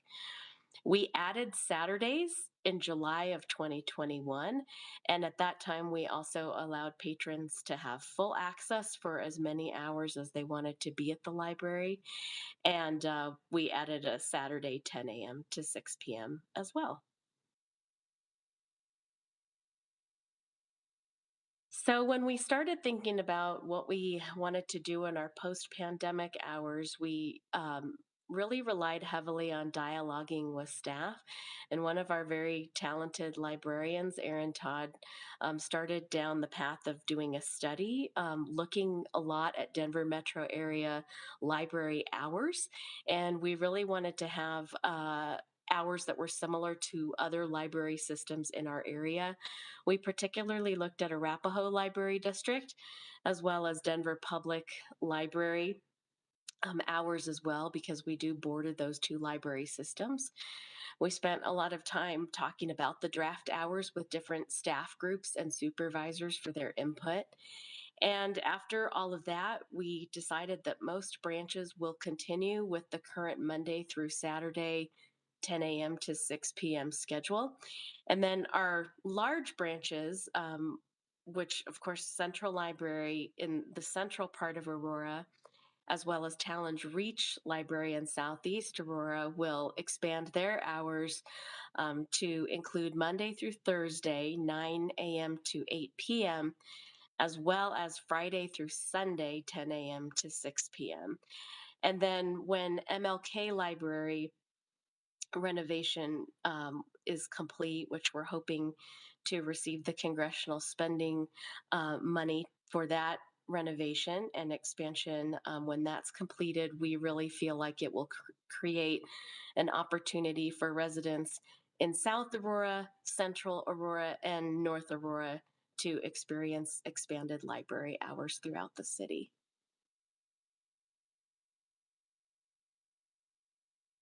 And so our question for council today is, does City Council support the proposed Recreation Center operating hours plan to begin in January of 2023? And then also, does City Council support the proposed library operating hours plan to begin in January of 2023? Questions or comments? Mayor. Just want to, just a quick point of clarification, and that is on the Central Rec Center, that won't start until 1 January. Am I correct in that? For the 5:30 opening time? That's correct. That's And correct. it's currently 6 o'clock right now? That's correct, yes. Okay, very well. Okay. Questions or comments? Mayor. Councilmember Coombs. Yeah, so I had a few. I wanted to kind of repeat some of the ones that I asked at the policy committee, since those are not as well attended. With respect to the Meadowood Center, just I know that we have some space that is now kind of underutilized as a result of the gymnastics program not really coming back post-pandemic. So Brooke, if you could just speak a little bit to what's being looked at in terms of the space in general, kind of evolving that space, and then whether or not there are going to be any opportunities for kind of community meeting space, and if that will be considered. So Midori has a beautiful vision for that particular space that we support. And so we're talking about, can we expand the Aurora Dance Arts in the Meadowood space? Currently, they use several of the rooms after preschool. There is a preschool program during the early part of the day, and they use the gym, which is a very old-fashioned gym with a tile floor is the best way to describe it. Half of that gym area is the gymnastic area that is not used, and then half is typically used for summer camp. And then also evenings, it's used from September through May for dance classes for most evenings. And so the vision is to, again, can we expand dance into that entire space? So we're having conversations around that. And then, yes, there has been a request, can we create some meeting space for the community as well? And so all of those things are being considered. It comes down to finding the budget and then engaging citizens as well. Further Thank you, questions? or Mayor. comments? Yeah. Can I ask another? Thank Please you. continue. Please continue. So then the other question was for Midori, which was, what would it look like from a budget perspective to expand the library hours of other libraries beyond the 3 that are being looked at for the extended hours? Thank you for the question, and I apologize, my video is off. I'm feeling a little bit under the weather. Um, I I think that, we would probably just be able to take a look at it as it comes. We hope that at some point all of our libraries would be able to offer hours at a similar kind of way that other Denver Metro libraries are able to offer hours. I think at this time, being able to open our 2 largest libraries with the expanded hours, we've been able to do that by kind of looking at our current staffing patterns and kind of reassigning folks to some different locations, but would love to in the future be able to offer the residents more hours at all of our locations. Further questions, comments? Sorry, Mayor, one more. Please proceed. Yeah, so this I didn't ask previously, but what would be the impact on our ability to extend these hours if we had significant across the board cuts to your departments?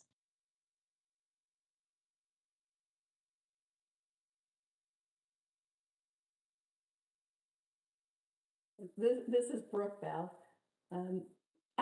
I don't know that I can answer that right away. I would have to look at all the different programs that we are offering and look at the financials and,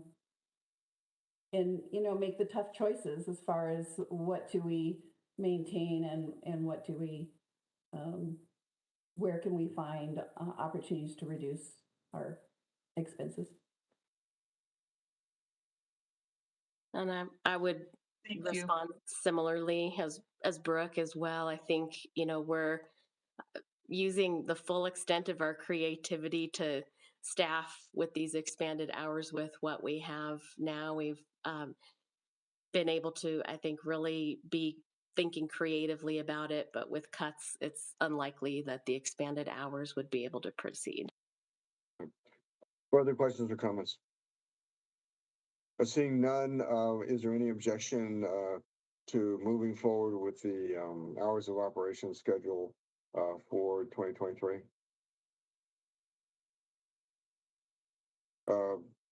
Then item number 3E will move forward. And thank you very much for the presentations.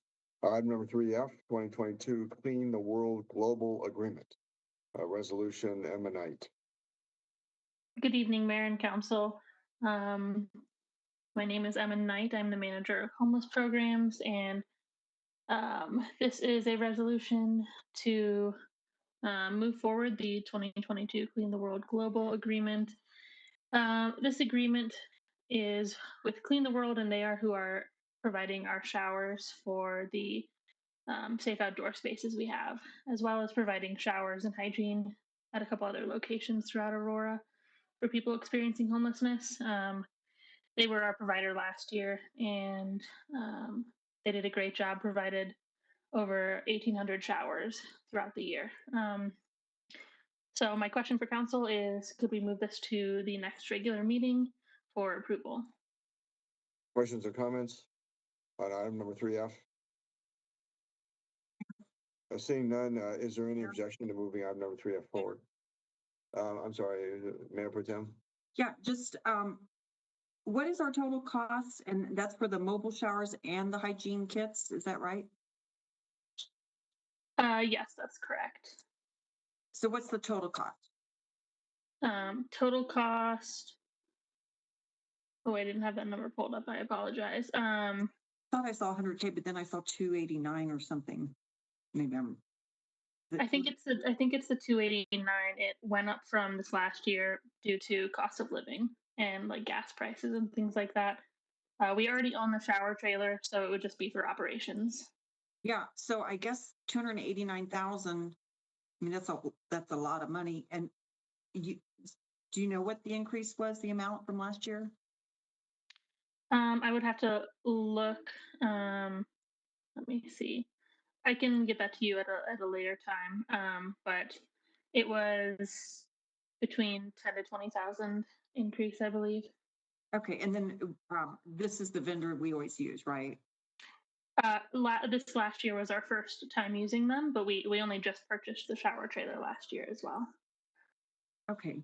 I guess I was trying to see if there's any way to reduce the cost since we have the shower, since we already owned a shower trailer, but get back to me. Yeah, we can look at that in the future, and I can bring that to the next council meeting if you'd like.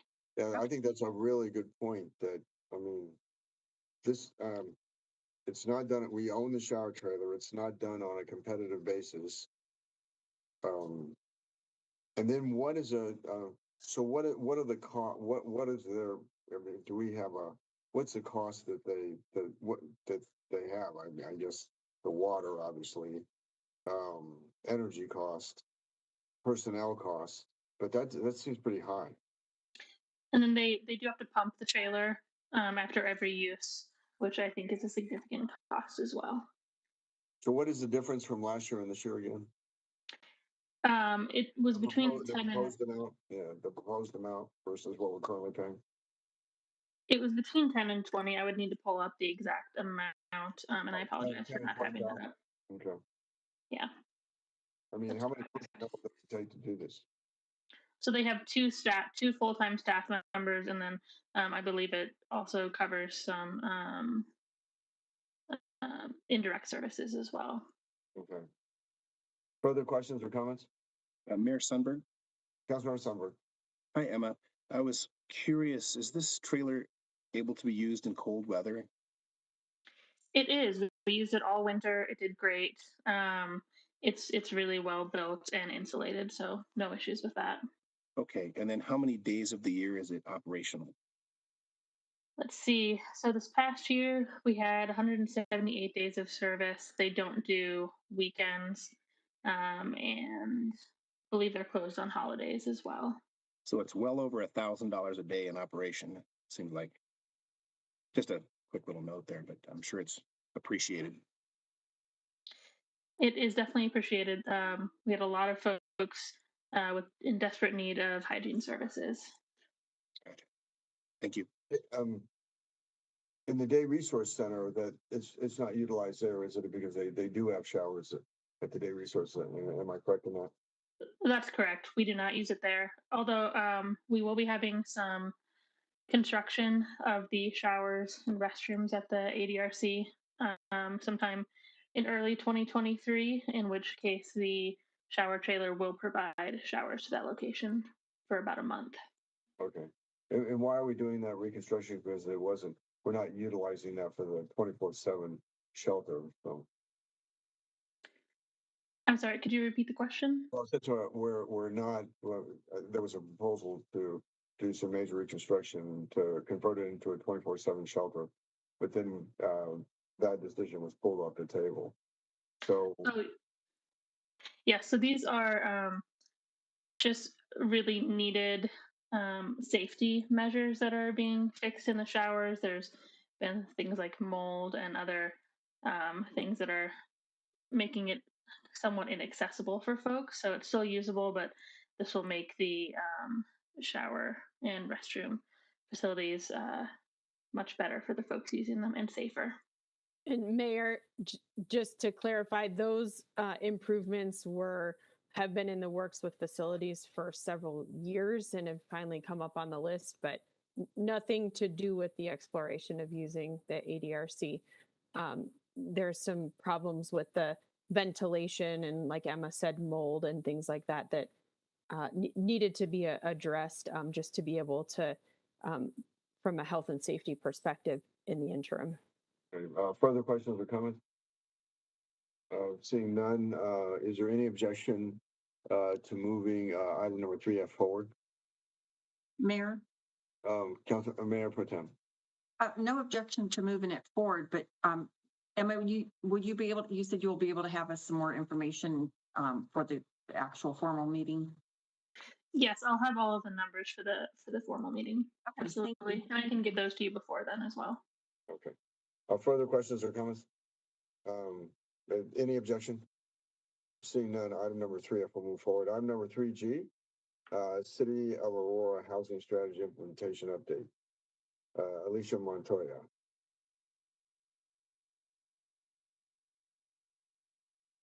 Good evening, Mayor and council members. My name is Alicia Montoya. I am the Housing and Community Development Manager under Housing and Community Services here in the City of Aurora.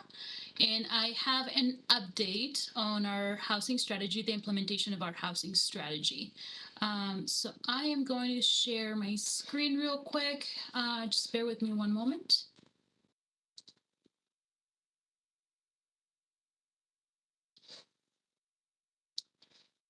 Can you see my screen? Yep. Awesome, thank you.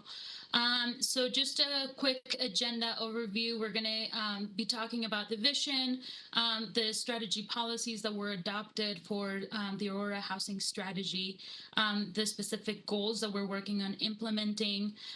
We have created 3 working groups that are working on implementing the housing strategy goals. An update on a DOLA grant that we received to implement a housing feasibility study. And then just our accomplishments throughout the year in the implementation of the housing strategy. To start with the vision, Aurora is a welcoming and safe community and a city of opportunities where people of all backgrounds can prosper. So really focusing on all of the culture that we have in the city of Aurora and making sure that we are providing attainable housing and that is creating healthy neighborhoods in smart ways for the community to thrive. The specific housing strategy policies that we have picked or selected during the adoption of the housing strategy are to operate policies that foster a balanced and sustainable housing portfolio, preserve the current housing stock, expand housing options, strengthen the local economy by creating employment opportunities, and address any housing issues or barriers. Here is a list of the different strategies. I believe that you have received a presentation on the housing strategy before, so I'm not going to go one by one on them. But overall, our goal is to create resources and attract the development of housing units, affordable housing units in the city of Aurora. We are working at looking at all of the resources that we have internally, making sure that we are utilizing all of our resources, that we're preserving the current housing stock that we have in Aurora, the current affordable housing stock that we have in the city of Aurora, and then make any changes that we need to make in the UDO to ensure that we get rid of any barriers that prevent developers from building affordable housing units in the city.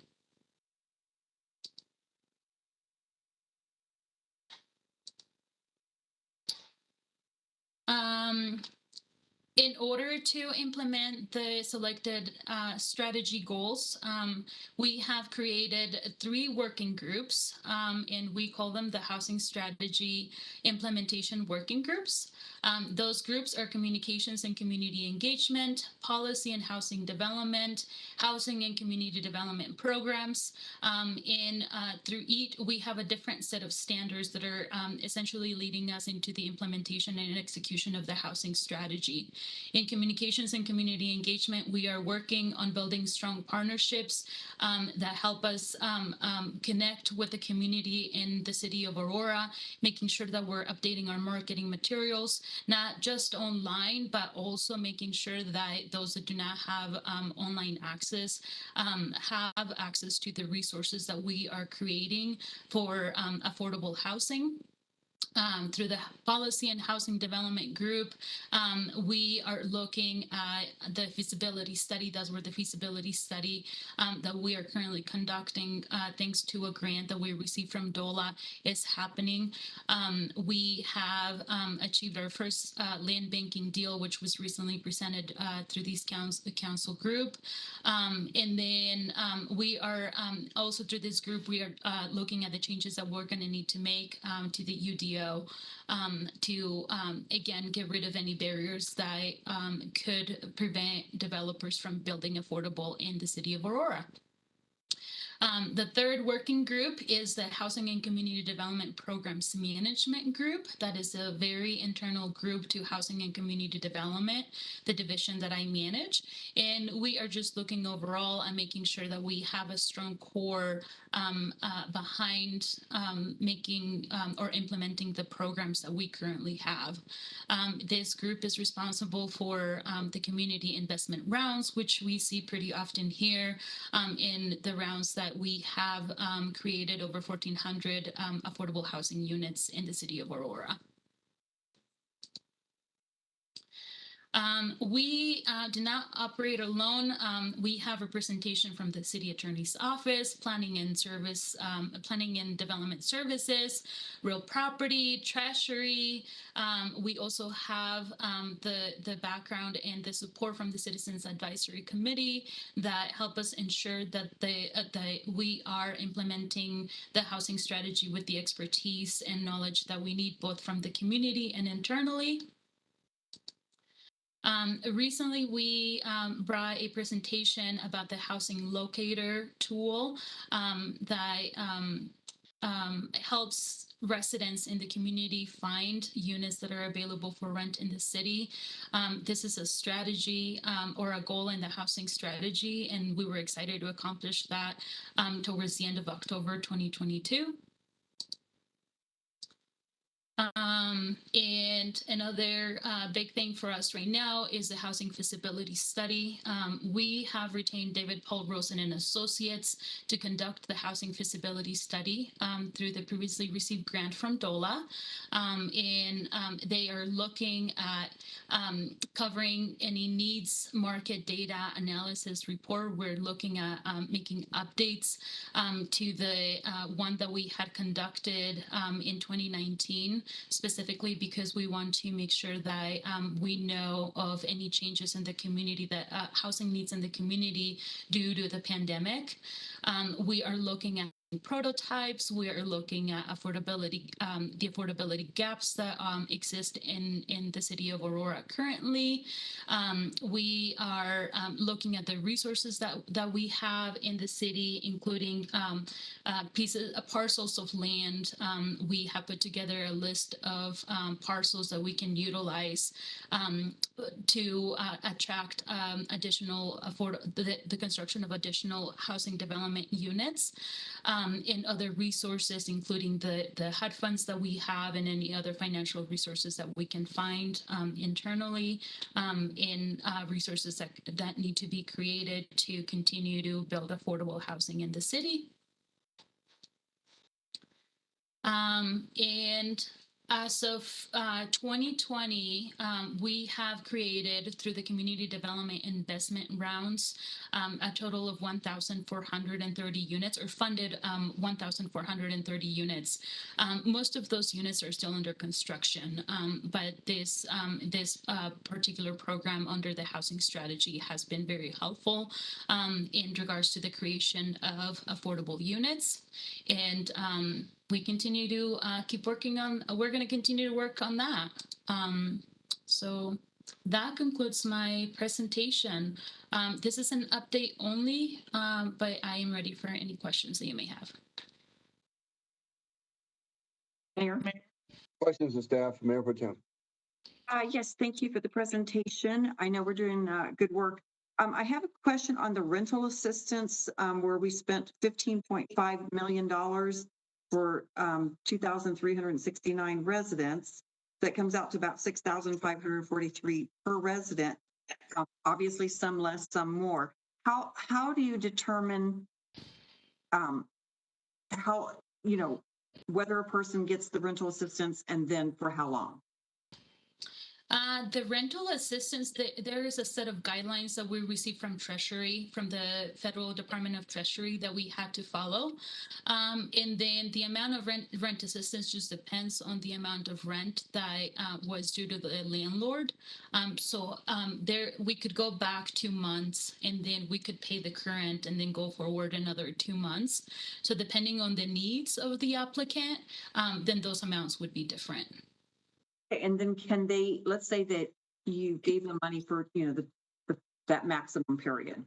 Then can they reapply, or are they no longer eligible? So I guess I'm wondering if the 2,369 residents is actually different households, or could they be repeat? Yeah, they can reapply. There was a maximum of 15 months that they could come back for if they were not able to supplement the missing income. Okay, thank you. No further questions? Mayor? Councilor Raccoon. So in the conversation about parcels that can be used for affordability, I know the conversation so far has been about land that the city either already owns, or we did do the one land acquisition. We've recently had some conversations about underutilized land, as well as land that is really creating public safety risks in some of our development applications. So I'm wondering if, as the consultant is looking at the housing feasibility study, if they will consider parcels that have sat vacant and undeveloped for an extended period, even if those are not currently being advertised for sale. And then also, if there's a way to have them look at parcels that are creating a public safety risk to the neighboring community, whether that's with dilapidated buildings, being vacant, right? We heard last week about what appears to be a decades-long problem of a dilapidated building that was creating a public safety risk for the community before it was redeveloped. And so I'm wondering if we have a way to have them kind of work with APD to find out, like, what are those parcels that we have right now that are in our communities creating public safety risks, and whether we can look at those as parcels that we might acquire or partner with other entities to develop them into something that's a beneficial use for the community, including affordable housing, rather than waiting 20 years for someone to be interested and then using that as a justification to build very high cost housing. Because it seems to me some folks are sitting on land waiting for it to appreciate and allowing it to be a public safety risk in the process. And that is a problem for our community, because then we have those public safety risks persisting and housing not being built in the meantime. Yeah, thank you, Councilmember Coombs. We are looking at any possible piece of land that we can bring to the portfolio for this very purpose. In our recent search, we found about 6 to 7 different parcels, and there are just different barriers that come with each of them. Some of them are not zoned correctly for us to be able to utilize them. Some of them have certain fees or balances that we are not able to pay, and they're just different barriers. But we are definitely open to any pieces of parcel, and we actually have been working really close with real estate so that we can look at anything that is available, whether it is us getting out in the community and having conversations about what's available or what we could build on. We are definitely out there. So yeah, we love any available pieces of parcel that we can use for this purpose. And we're the consultant is definitely looking at it from that perspective as well. The reason why we retain them is because they have that expertise on what we can and cannot do in regards to bringing these parcels to the list. But yeah, they're definitely looking at any open possibilities right now. Further questions or comments? Mayor Zvonik. Councilmember Zvonik. Yeah, Alicia, given the recent passage of Proposition 123, is there a plan to integrate into our overall housing strategy, some of the grant opportunities that are now going to be available through the state as a result of 123 passing? Yeah, we are very excited about Proposition 123. We don't have anything specific as to how that is going to support the housing strategy or the work that we're doing, but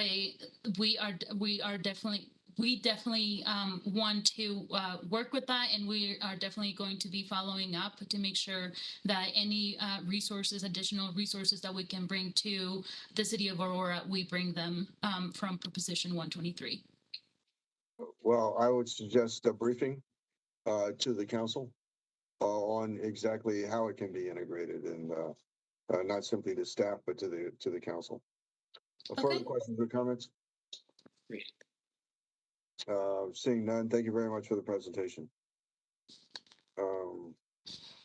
3H, Aurora at Home Strategic Plan Update. Jessica Prosser. Good evening, Mayor and Council. Jessica Prosser, Director of Housing and Community Services.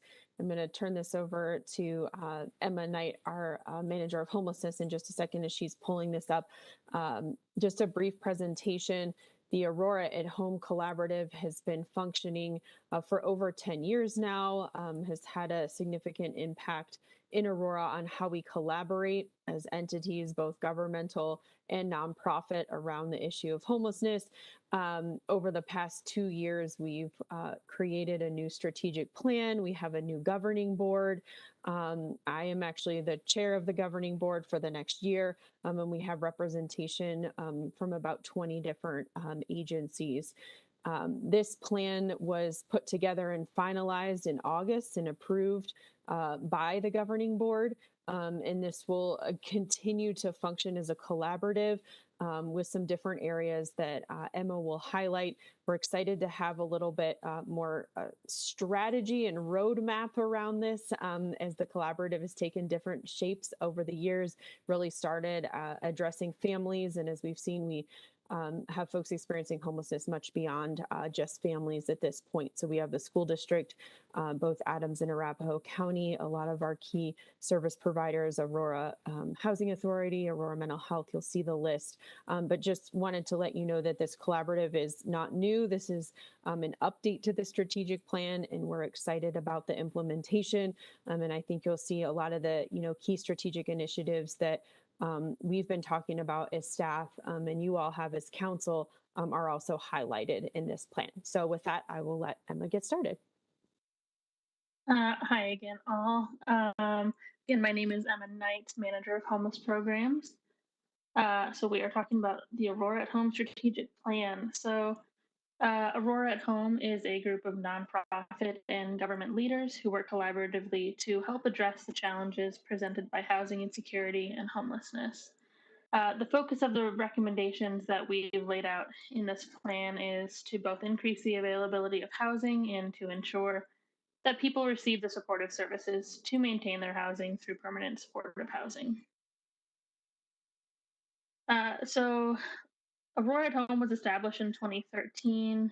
In 2020, we started talking about creating a strategic plan or creating a new one. In 2021, we formed a leadership team. 2021 through this past year, we were getting program input from other service providers and members of the collaborative. And then in August of this year, the board approved the plan. So moving forward is just plan implementation.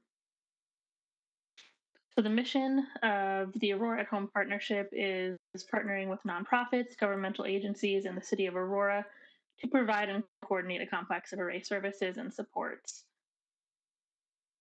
Our vision, we have many parts to it, providing cross-jurisdictional and organizational collaboration. We talked about trauma-informed care a lot when we were making this vision, making sure that we are working to make homelessness rare, brief, and one time. Collaboration was something we talked about over and over again and is one of our, is a main part of our vision. And then understanding that homelessness is a complex challenge that requires a holistic approach. Some of our value statements, people deserve to be treated with dignity and respect and will function through an equitable, collaborative, and trauma-informed care lens. We prioritize learning from those who have lived experience, and we have recommendations for services and systems that are based on consumer voice, data, and evidence, and best practices. So we came up with 6 areas of recommendations from the strategic plan. And again, this was agreed upon by a collaborative of many organizations. So system mapping was one that we talked about, is one of our main recommendations. We need to increase the ability of people to just navigate services and get into housing. A good visual for this is that currently our system is like a bowl of spaghetti and you can't find one end to the other very easily. So we'd like to make it less of a bowl of spaghetti and something that's easy to navigate. We also identified prevention efforts as one of our recommendations to decrease the number of people who are at risk of becoming homeless. Street outreach was something we identified as being important to increase and work more effectively and collaboratively on. And then centralized intake systems for consumers, and this is to decrease the number of times people have to go to different organizations and make things just more effective. Data collection and integrity. This would ensure that there is an accurate data to analyze outcomes, and this way we can be making decisions based on real-time data that we know is reliable. And then communications. Right now, again, back to that bowl of spaghetti, communications can be difficult as well between providers and the community and just people who are trying to access services. So those were our 6 areas of recommendations. And I'm just going to go through the next few slides really quickly. And hopefully you'll see that, again, this fits really well into conversations we're already having and that you as a council are having as well. So again, systems mapping, identifying resources to create a comprehensive list of housing and other services available. We talked about creating a visual for caseworkers. Again, just making it easier for folks to navigate the system in general. Then prevention efforts, again, just trying to prevent people from becoming homeless in the first place. A few things we talked about was working more with courts, coordinated efforts, create a prevention education campaign for tenants and landlords, and potentially creating a prevention stakeholder subcommittee. Street outreach, we already have some street outreach in the city, but it was identified as a thing that we need to make more coordinated and just enhance what we're already doing. So that's already underway, but this gave us some very specific things to work on within that. And the centralized intake system for consumers, this works really well in with the conversation we're having about a navigation campus and making a one-stop shop for folks to reduce redundancy and just engage in a regional collaborative with everyone who needs services and who is providing services. And having a group of centralized intake staff. We've talked about things like 311 and how maybe we could make that effective in our area. Data collection and integrity. Again, we want to make sure we're doing things on a data-driven inventory of housing, making sure things are coming based on reliable data that we are collecting in a real time.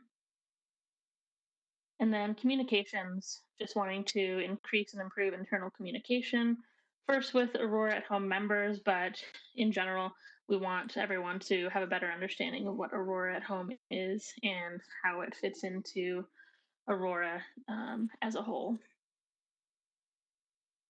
And so implementation and next steps, again, we've already approved this. That was in August.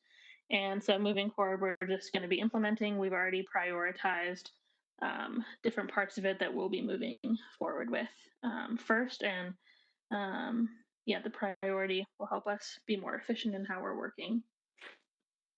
And yep, that's it. Are there any questions? This was informational only. Just important to go over all of this in light of things we're already talking about. Questions of staff?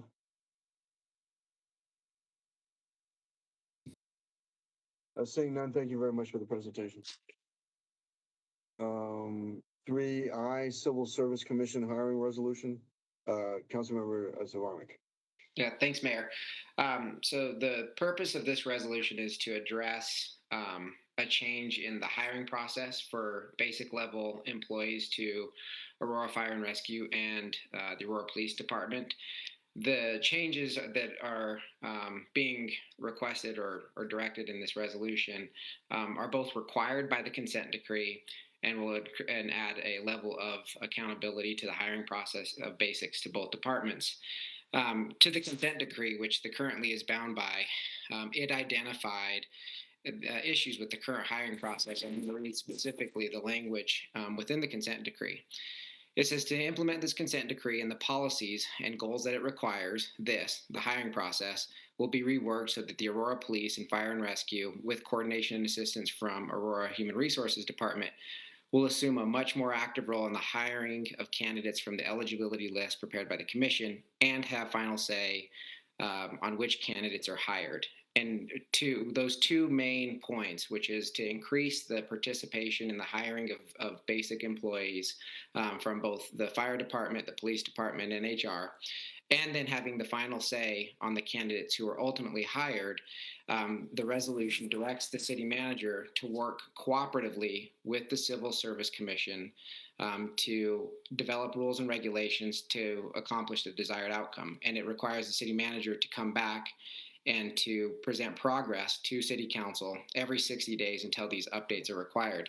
As y'all are aware, with the consent decree, under each section, in order to reach sufficient compliance, there's a very clear path on changes that we need to make. And this is one that is, again, it's required. This isn't something that the monitor put together. This is something that is, in fact, in the consent decree. And what this resolution does is simply direct the city manager to begin that process with civil service. What it doesn't do, and I want to be clear, is that this change or these changes, it doesn't in any way violate the charter. The charter is very clear on the role of the Civil Service Commission in hiring. And it also doesn't remove completely the civil services involvement or citizen involvement from the hiring of basics.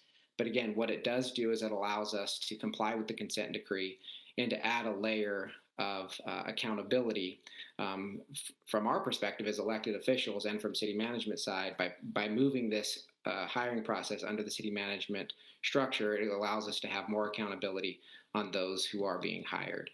So with that, I want to turn it over. I know that there's some members of staff who have some points to present as well.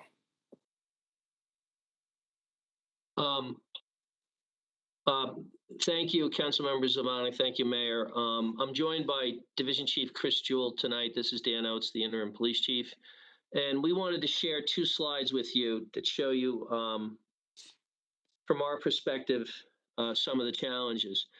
This first slide shows month to month how many sworn officers we have in the street, how many are assigned to field training, which is the orange, and at the top is how many in a given month are in the academy. So you can see that over the course of the last year, we've essentially maintained a staffing number around 680. Of course, our actual staffing vacancies, where our goal is 744 for this year.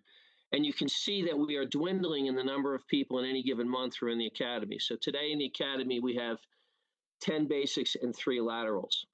We are in a near existential challenge with regard to staffing in the organization. It is the #1 challenge. It affects every decision we make in running the operation. But this just gives you a snapshot of the last year and our challenge. And Chris, if we go to the next slide.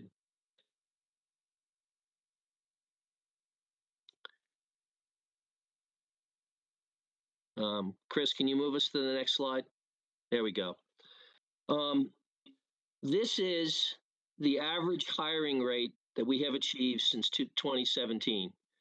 2.5% of all applicants actually make it through the civil service process and get hired. We need, for the foreseeable future, to hire 90 to 100 officers a year. We currently have in the academy 10 basics, and we are projecting at the current rate, at this rate, that the February class will have 3 basic police officers when we want to have 30. So the current process is not working. And so our thinking is, and why we are supportive of this resolution, I'd start by saying if the best, most desirable police officer candidate applied to become an Aurora police officer today, we would not hire that candidate for our February academy. And that's because of process. It's not because of recruitment, although we have our recruitment challenges, and we could have a separate discussion about what we're doing about that. We're trying some very new and creative things. But this is the process problem with how the civil service conducts business. The charter requires that the commission affirm that a candidate is 21 years old, has a GED or better, is eligible to be employed in the United States, and has a valid driver's license. That is not a heavy lift for an organization, any organization, to validate those 4 things. Our interpretation of what the civil service should do under the charter is accept applications, administer a basic exam, certify those minimum requirements, produce a list, and then what we are asking for and what is embodied in this resolution is that HR and APD would take all further actions to hire people.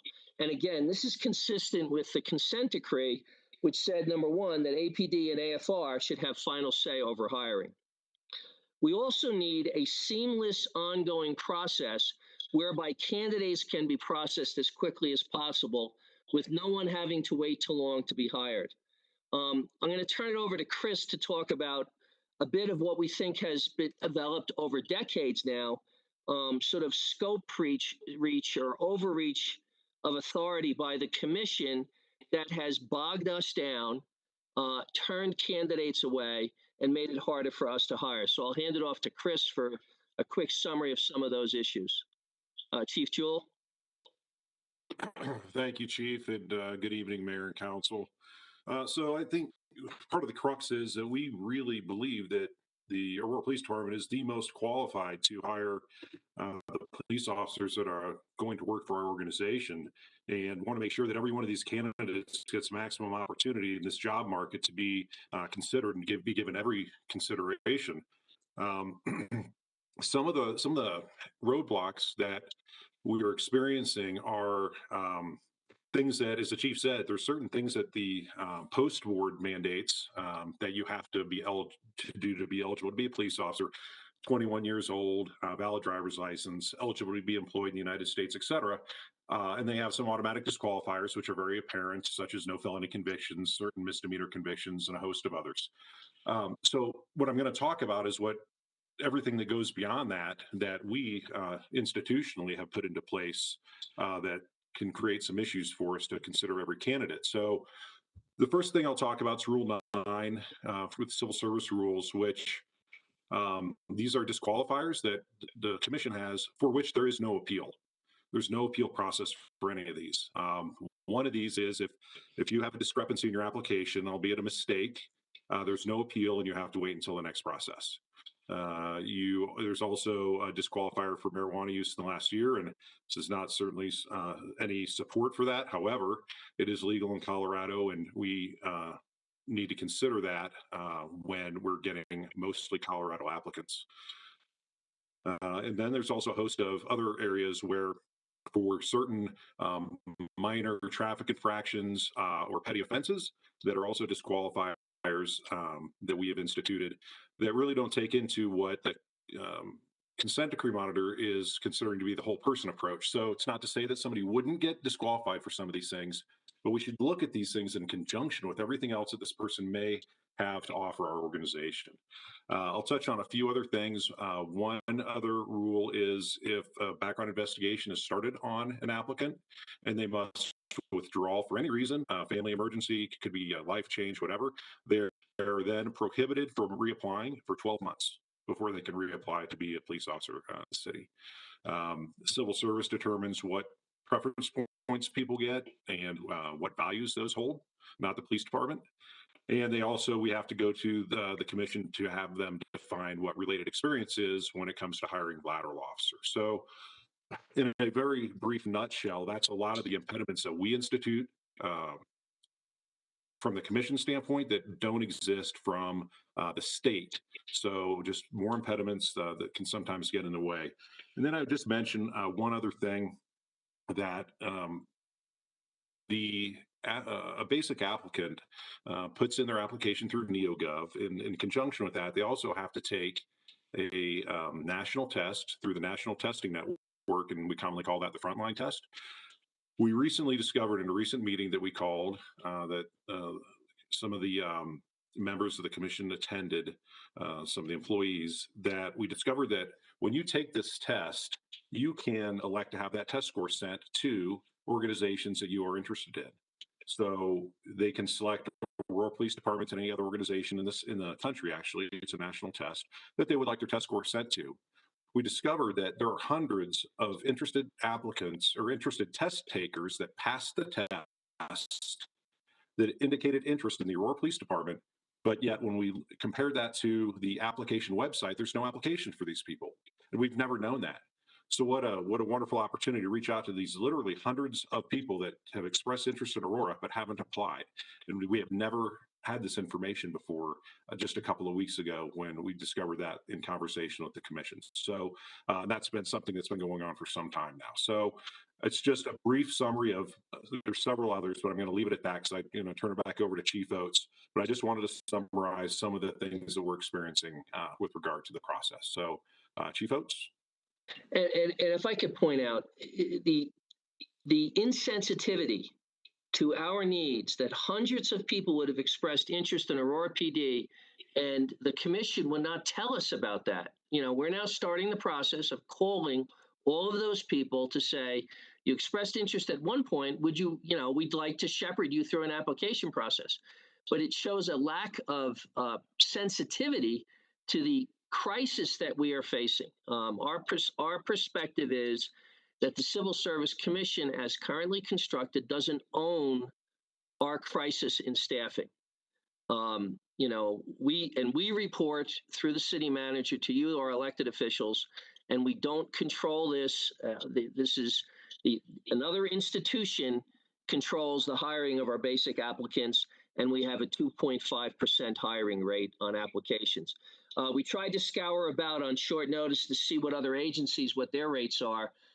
We're still waiting to hear from Denver and Colorado Springs, et cetera. But Lakewood, which is a very respected agency, we found that their hiring rate is 7%. So if we could just achieve 7% on our applications, we'd be doing more than twice as good as we are right now. The Civil Service Commission has a rule that it must take it takes 4.5 months before an academy's date to process candidates. We can't live in a world of hyper competition for candidates where someone applies to us and we tell them it'll be 4.5 months before you are hired. If the best candidate in the world walked in today and applied to be an Aurora police officer, that person would be told, you cannot make the February academy. Your next opportunity to be hired is May 8th. So the best candidate in the world, I can virtually guarantee you, will not become an Aurora police officer because of that artificial barrier to hire.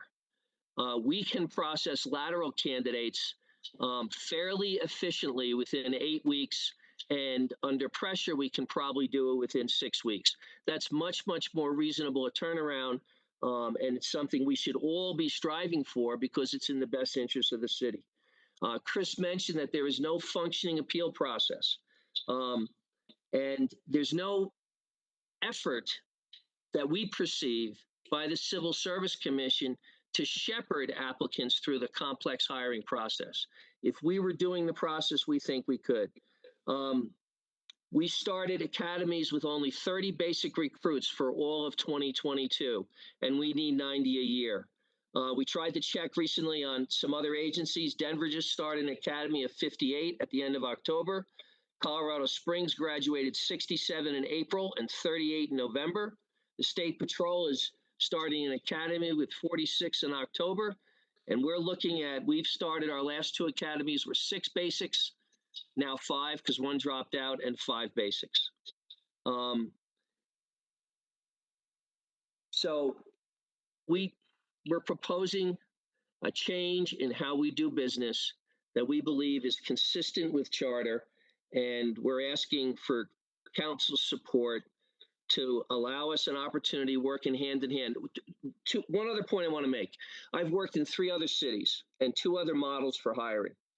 In Ann Arbor and in Miami Beach, the HR department and the police department do the hiring and take a whole person approach. There is no civil service process.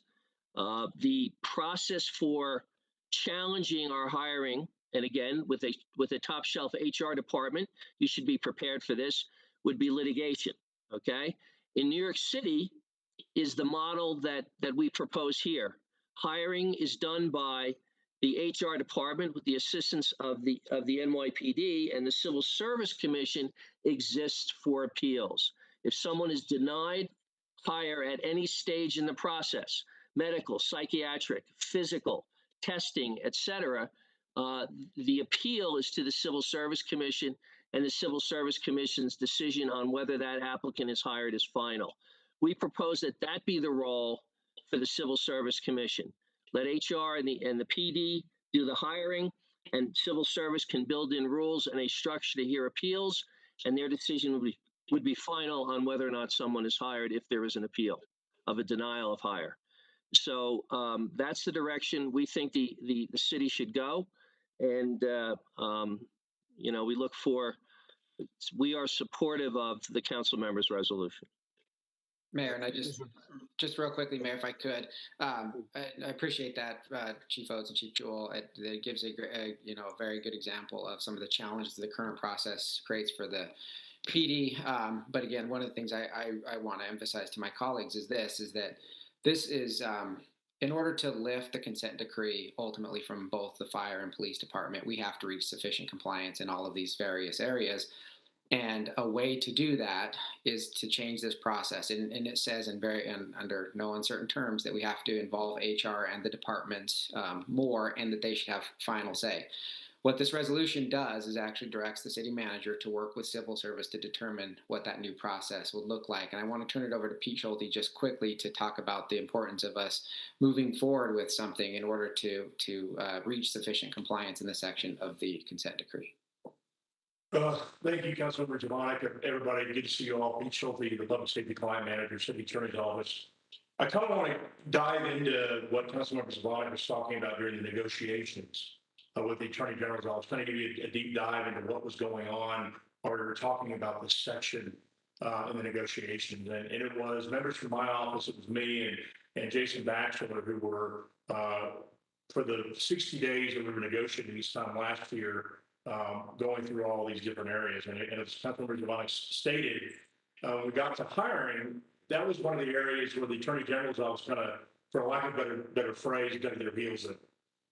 There is not another, and again, they reported this to us, and we did our due diligence to confirm it, that there's not another city in Colorado that hires their basic firefighters and police officers the way that Aurora does. And a lot of the things that they were able to identify, which again we confirmed, were some of the major incidents that we had over the time period were involved basics that had some issues that should have been revealed during their background. So that was one of the areas, and that's what we ended up with the language and the consent decree, where that the departments, because when the Solicitor General, the Attorney General's office said, wait a minute, your fire department and your police department don't meet their basic employees until they start the academy. I mean, that blew their mind, because, and again, as Chief Oates was stating about having the ability for the Civil Service Commission to hear appeals, one of the things that the Attorney General's office asked for information on was how many appeals had been done while civil service was handling the hiring. In other words, if somebody got disqualified through the hiring process, how many of them under the charter, right? Because the Civil Service Commission is important. I don't think council members of audit or any of the other council members supporting this are stating that they're not. But it goes back to just the general premise. If a judge is denying something or you're getting disqualified, what is the use of turning around and appealing right back to that same judge and stating your case? And so what the Attorney General's office said is that this is a way to make sure that the departments are not making an arbitrary decision based on backgrounds, a whole person approach, or more importantly, not getting rid of somebody that's a member of a protected class for the wrong reasons. And so what this resolution does is it does not, I want to be clear, we Councilmember Zavonic and I talked about this quite a bit. It does not get rid of the civil service. The Civil Service Commission is an important part of the city, right? It's supposed to take the politics out of hiring. But as the resolution stated, the one section, the one sentence in the charter that states is the Civil Service Commission shall be responsible for the examination and certification of all applicants to positions in the civil service. Every other city that has a Civil Service Commission is kind of what Chief Oates and Chief Jewell were talking about, is they take the applications, they administer whatever the civil service exam is, they rank or band the applicants from the top applicants down to the bottom of the list of people who have been successful, and then they vote to certify the list. And that is exactly what the charter in the city of Aurora states that they shall do. And again, it also goes back in, they have the appeal right. If a candidate, while HR and the PD or the fire department are doing the hiring, they get disqualified, they have a fresh set of eyes, all 5 of the commissioners, to come in and look at the facts and decide if they should be reinstated in the process. And the last thing I'll talk about is it is true that this came up in one of our meetings last week, but there was a vote in 2006 to try, and the title of the vote to the voters of the city of Aurora was to move the hiring process from the Civil Service Commission to the HR department with assistance from AFR and APD. Sounds a lot like what this resolution does, but it's not the same.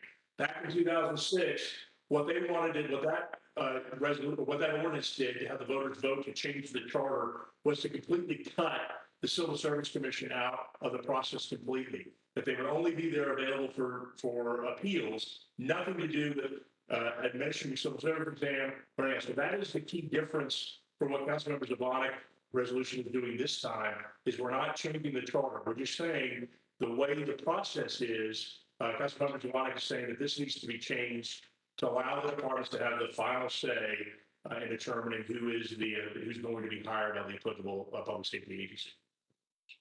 Mayor? Questions or comments, Mayor Pro Tem? Thank you.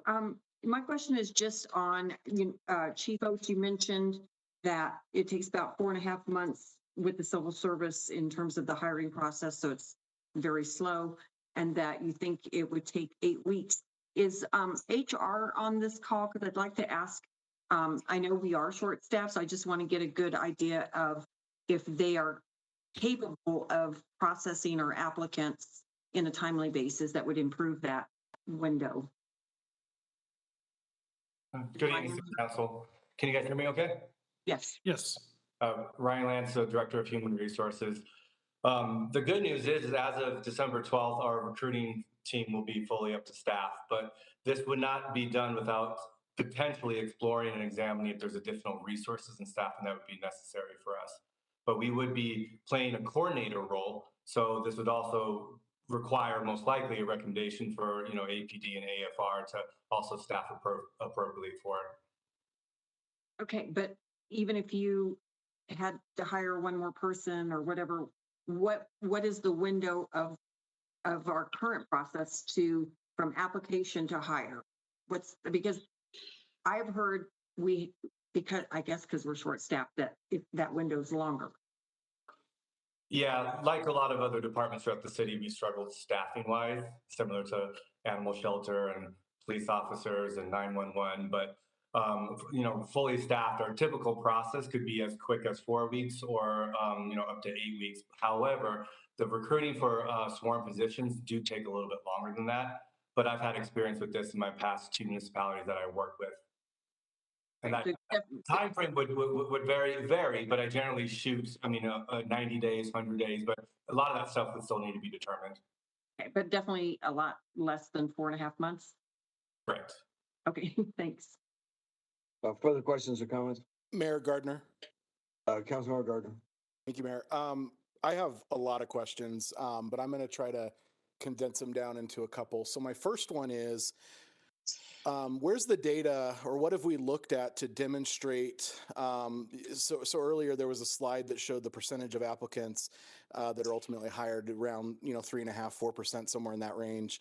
What data have we looked at that demonstrates the reason ours is at that level compared to other cities? Could it not have to do with the quality of applicants we're getting? We just went through a police chief hiring process where we didn't have chiefs want to come to the Aurora Police Department. And so I'm just curious, what have we looked at? Because the list that was gone through was a series of rules, right? It was, we don't allow this, we eliminate people for this. It was a series of reasons. So how do we not know that the 2 cities you mentioned, for example, Denver and Colorado Springs, have different rules? And does not this body set the rules for our Civil Service Commission or have the ability to impact them? And also has the ability to impact who sits on the Civil Service Commission. So I guess what I'm saying is these statements have been put out there, but no data to support them, nothing to say this is why we're in the position that we're in and we can demonstrate that, more just generalities. So what data have we looked at to show why our percentage is where it is compared to those other cities?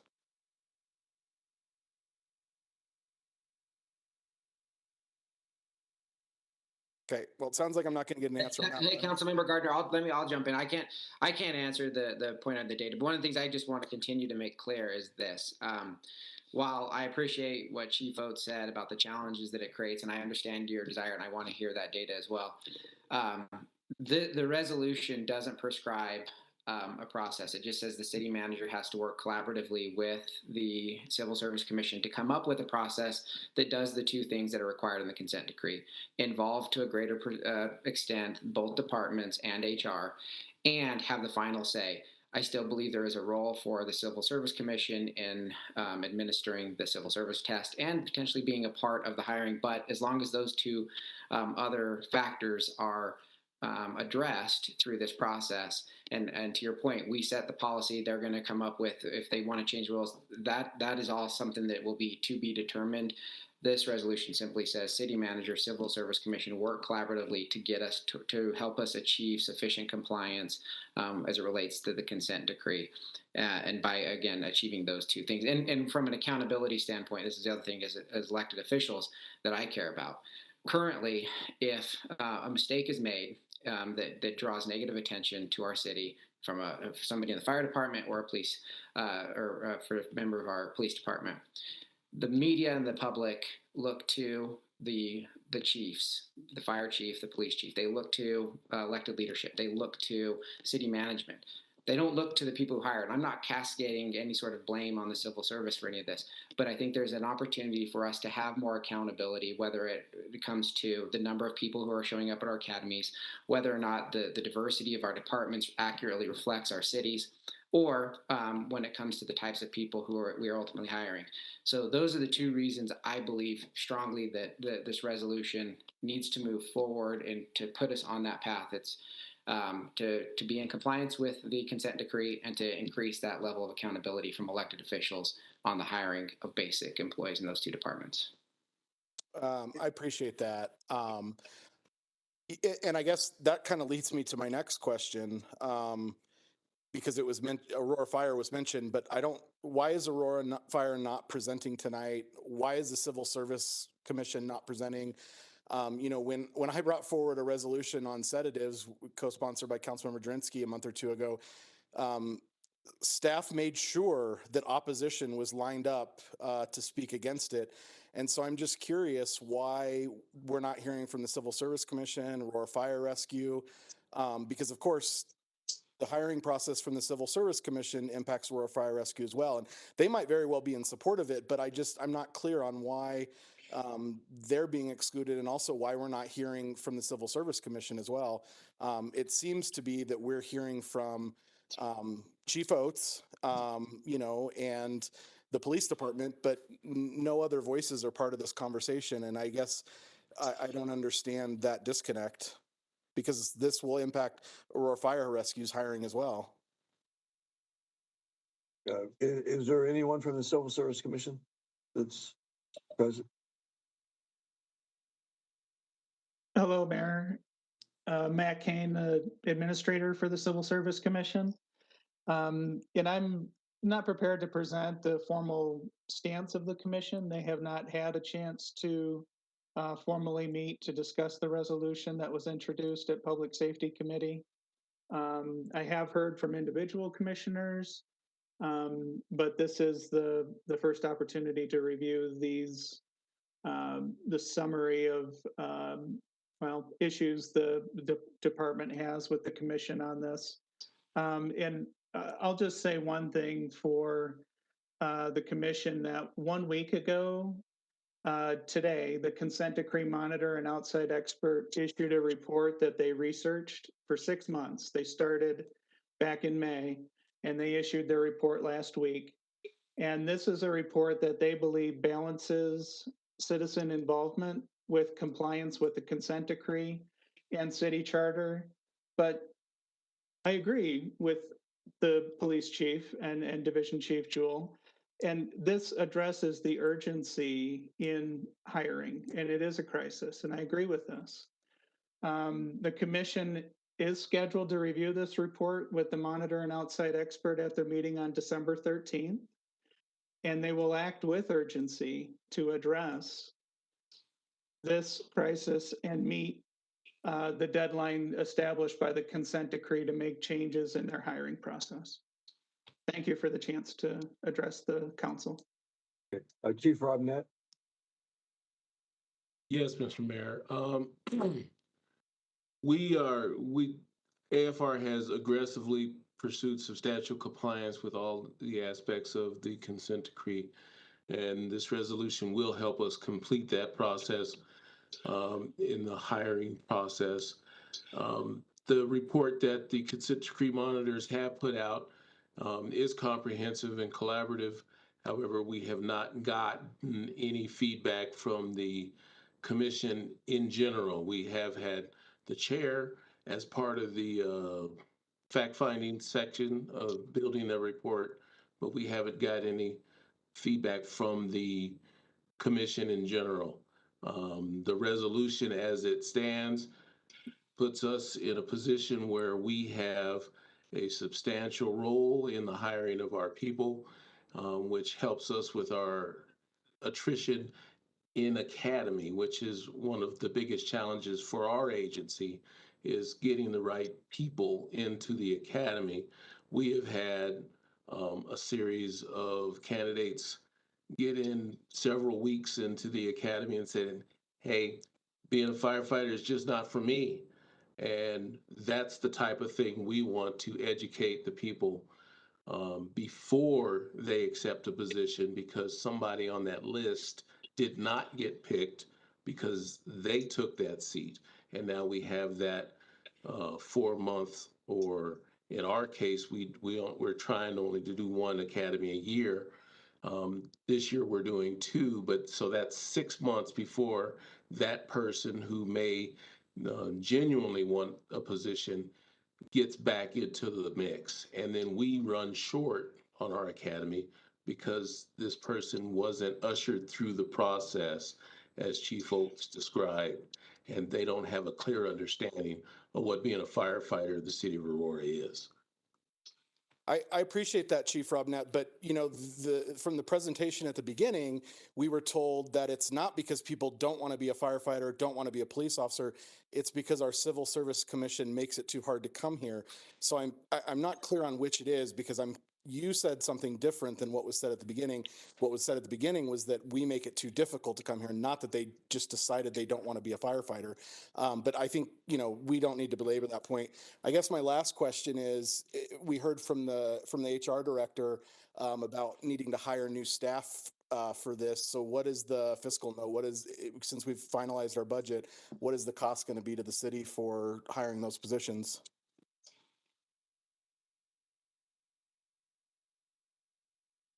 Anybody respond?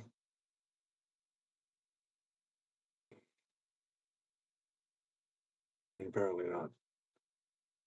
Further questions or comments? Mayor. Councilmember McConnell. Thank you, sir. I'm generally supportive of this resolution and the intent behind it, but I do want to point out that without a fiscal note, I don't think we're really allowed to proceed to a full meeting without it just being tabled. So I think that's an important component to get answered. I believe that if we can't vote on it at formally in the regular meeting, so that's right. And develop it between now and the regular meeting. But without a fiscal note, you're correct. Mayor? No vote. Mayor. Yeah, and I'm also generally supportive. I guess I'm wondering if we should wait till Civil Service Commission has their meeting on the 13th before it goes to the floor. And that would also give time for the fiscal note. But I don't know, or I don't know if this is sense of urgency to get this done right away. I certainly would like to see an opportunity for the Civil Service Commission to be able to respond, as well as have a fiscal note. But I think the fiscal note will happen. But I am concerned. I would like to see a response by the Civil Service Commission. Further questions or comments? Mayor Jurenski. Councilmember Jurenski. I think Jim Twombly wanted to answer the fiscal note right now. Mr. Twombly? Yeah, I can do it. Thank you.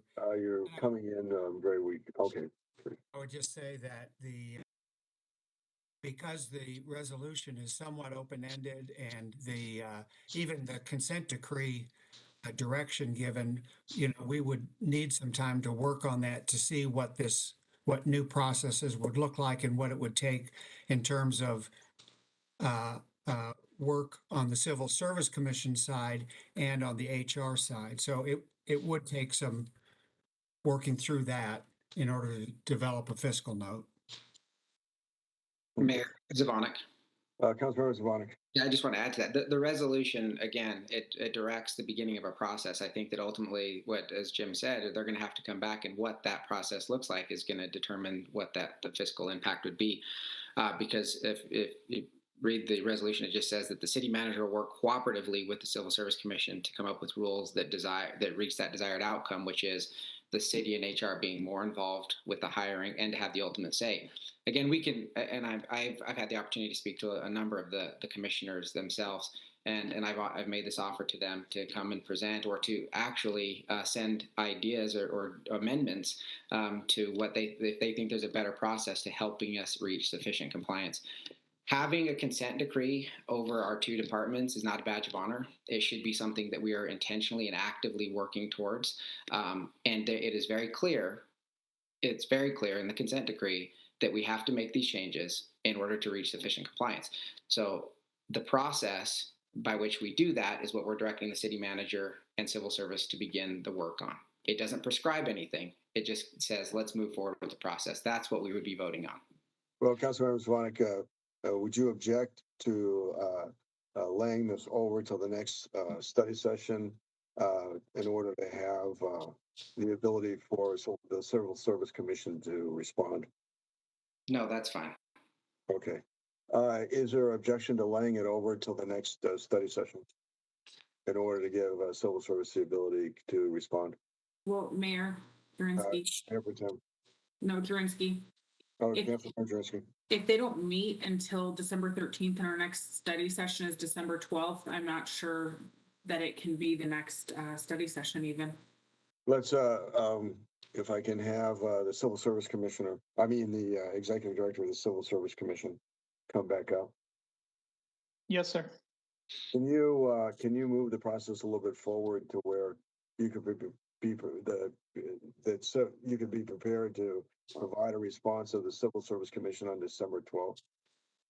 Yes, I'm confident the chairperson would be able to move up and effectively call a special meeting of the commission.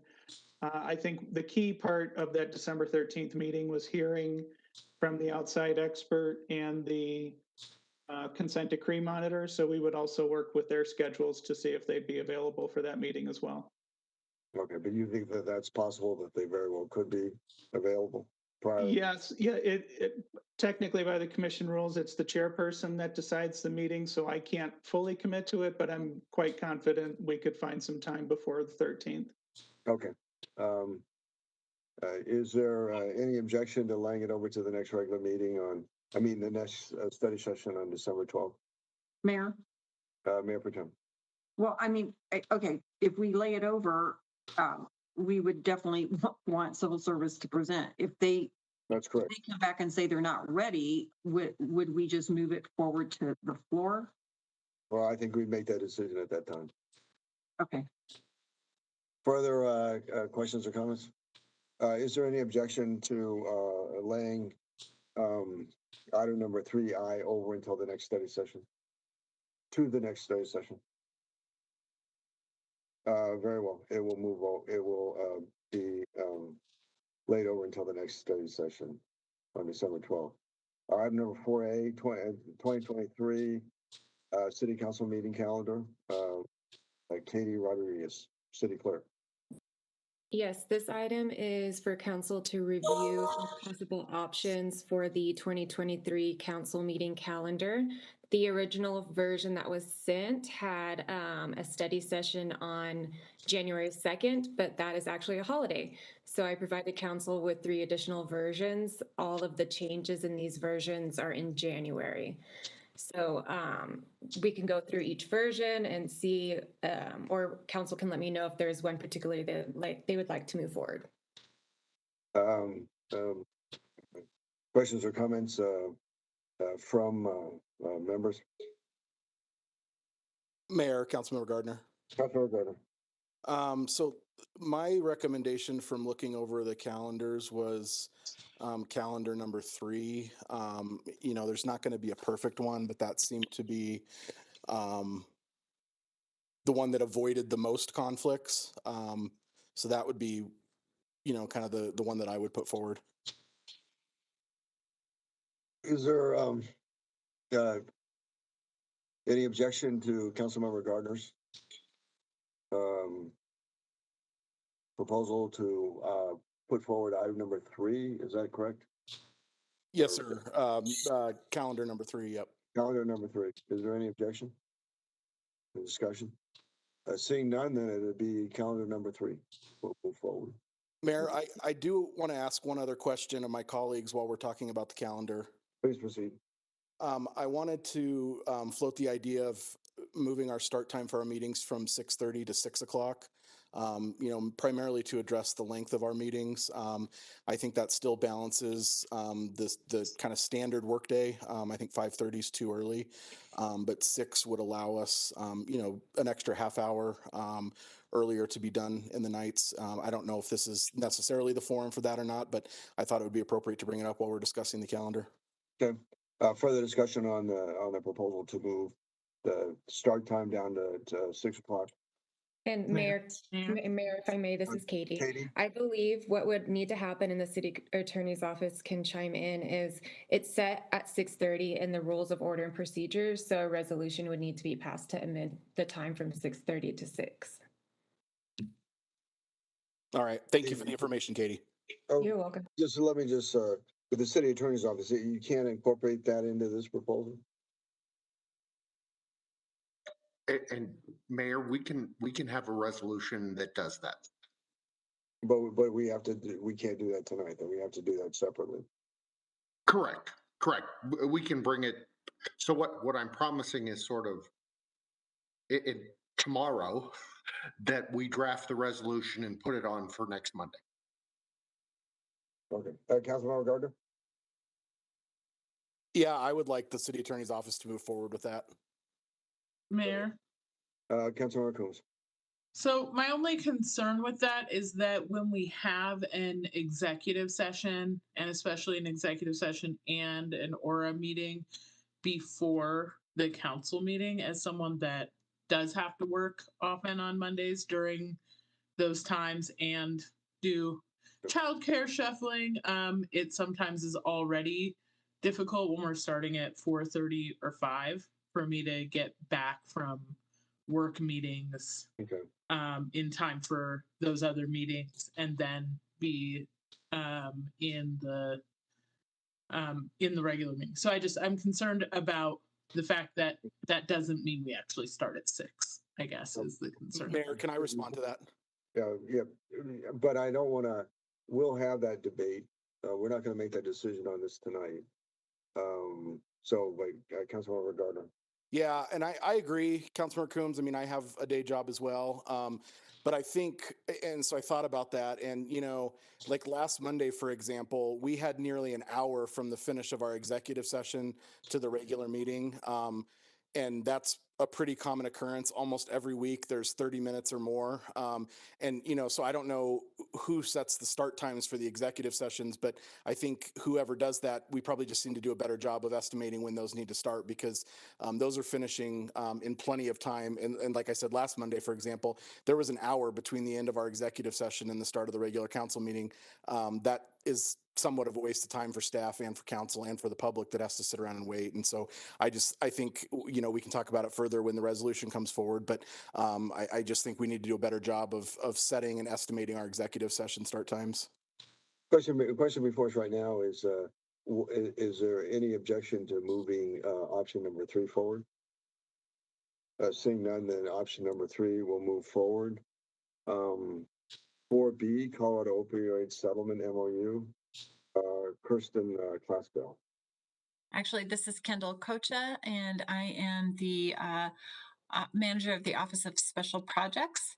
And I'm here, Mayor and Council, to bring forward this resolution for the Adams County Regional Regional Council Opioid Abatement IGA. The city of Aurora signed the state of Colorado's opioid statement MOU back in October of 2021. Regional councils have been established by Arapahoe County, Adams County, and Douglas County is working on theirs now too. In June, the city approved the Arapahoe County IGA and moved that forward. And now we're just bringing Adams County to you at this moment. The intergovernmental agreement pertains to the procedures for the regional participating local governments, including the city of Aurora, to establish a regional council and request and administer opioid funds in a manner consistent with the Colorado Opioid Settlement MOU. Douglas County is currently working on those. We'll bring those forward to you. But the question before you is, does council wish to move this resolution forward to regular session with the Adams County Regional Council IGA? Discussion, questions? Is there any objection to moving item number 4B forward? Seeing none, item number 4B will move forward. Thank you for the presentation. 5A and 5B have been taken off. 7A, consideration to reappoint 2 members to the planning, reappoint 2 members to the Planning and Zoning Commission. Katie Rodriguez, City Clerk. Yes, Mayor and council members. So we have 2 upcoming vacancies for the Planning and Zoning Commission. Their terms in December 31st, 2022. So council has sole discretion on the final approval concerning these appointments. You may choose to reappoint these 2 members or initiate an interview process. And in your backup, I gave additional information on how the interview process goes. I believe everybody on the council has gone through that before, or choose to reappoint the 2 members who are already qualified and serving their terms. Okay, well, Katie would be appropriate then to, I would prefer to reappoint the 2 members who want to be reappointed to the Planning Commission. Is there any objection to that? Seeing none, then that will move forward, and so then we will vote on that in the next regular meeting, correct? Yes. Okay. Seeing no further business before. Yeah. I'm sorry. Who's that? Councilmember Mudia, I just had an announcement before the end of the meeting. Please proceed. Thank you. I apologize. I didn't want you to close the meeting beforehand. And I just wanted to give the public as much notice as possible, just in light of the shooting in Colorado Springs. We had a moment of silence for that earlier, and we've taken the initiative to send a letter of condolence. I just wanted to give everyone a heads up that I'll be bringing a resolution forward at our next meeting in support of our LGBTQ plus community. I did something similar during the pandemic for our AAPI community. They were the requests from community being that there was a lot of stereotypes during that time and harassment in the AAPI community. I just wanted to continue that legacy of showing our support for the LGBTQ plus community at our next meeting in this particular way. So I just wanted to quickly share that. Thank you for the opportunity to share that, Mayor. No further business before the Aurora City Council meetings adjourned. Thank you, everybody. Night, y'all. Happy Thanksgiving.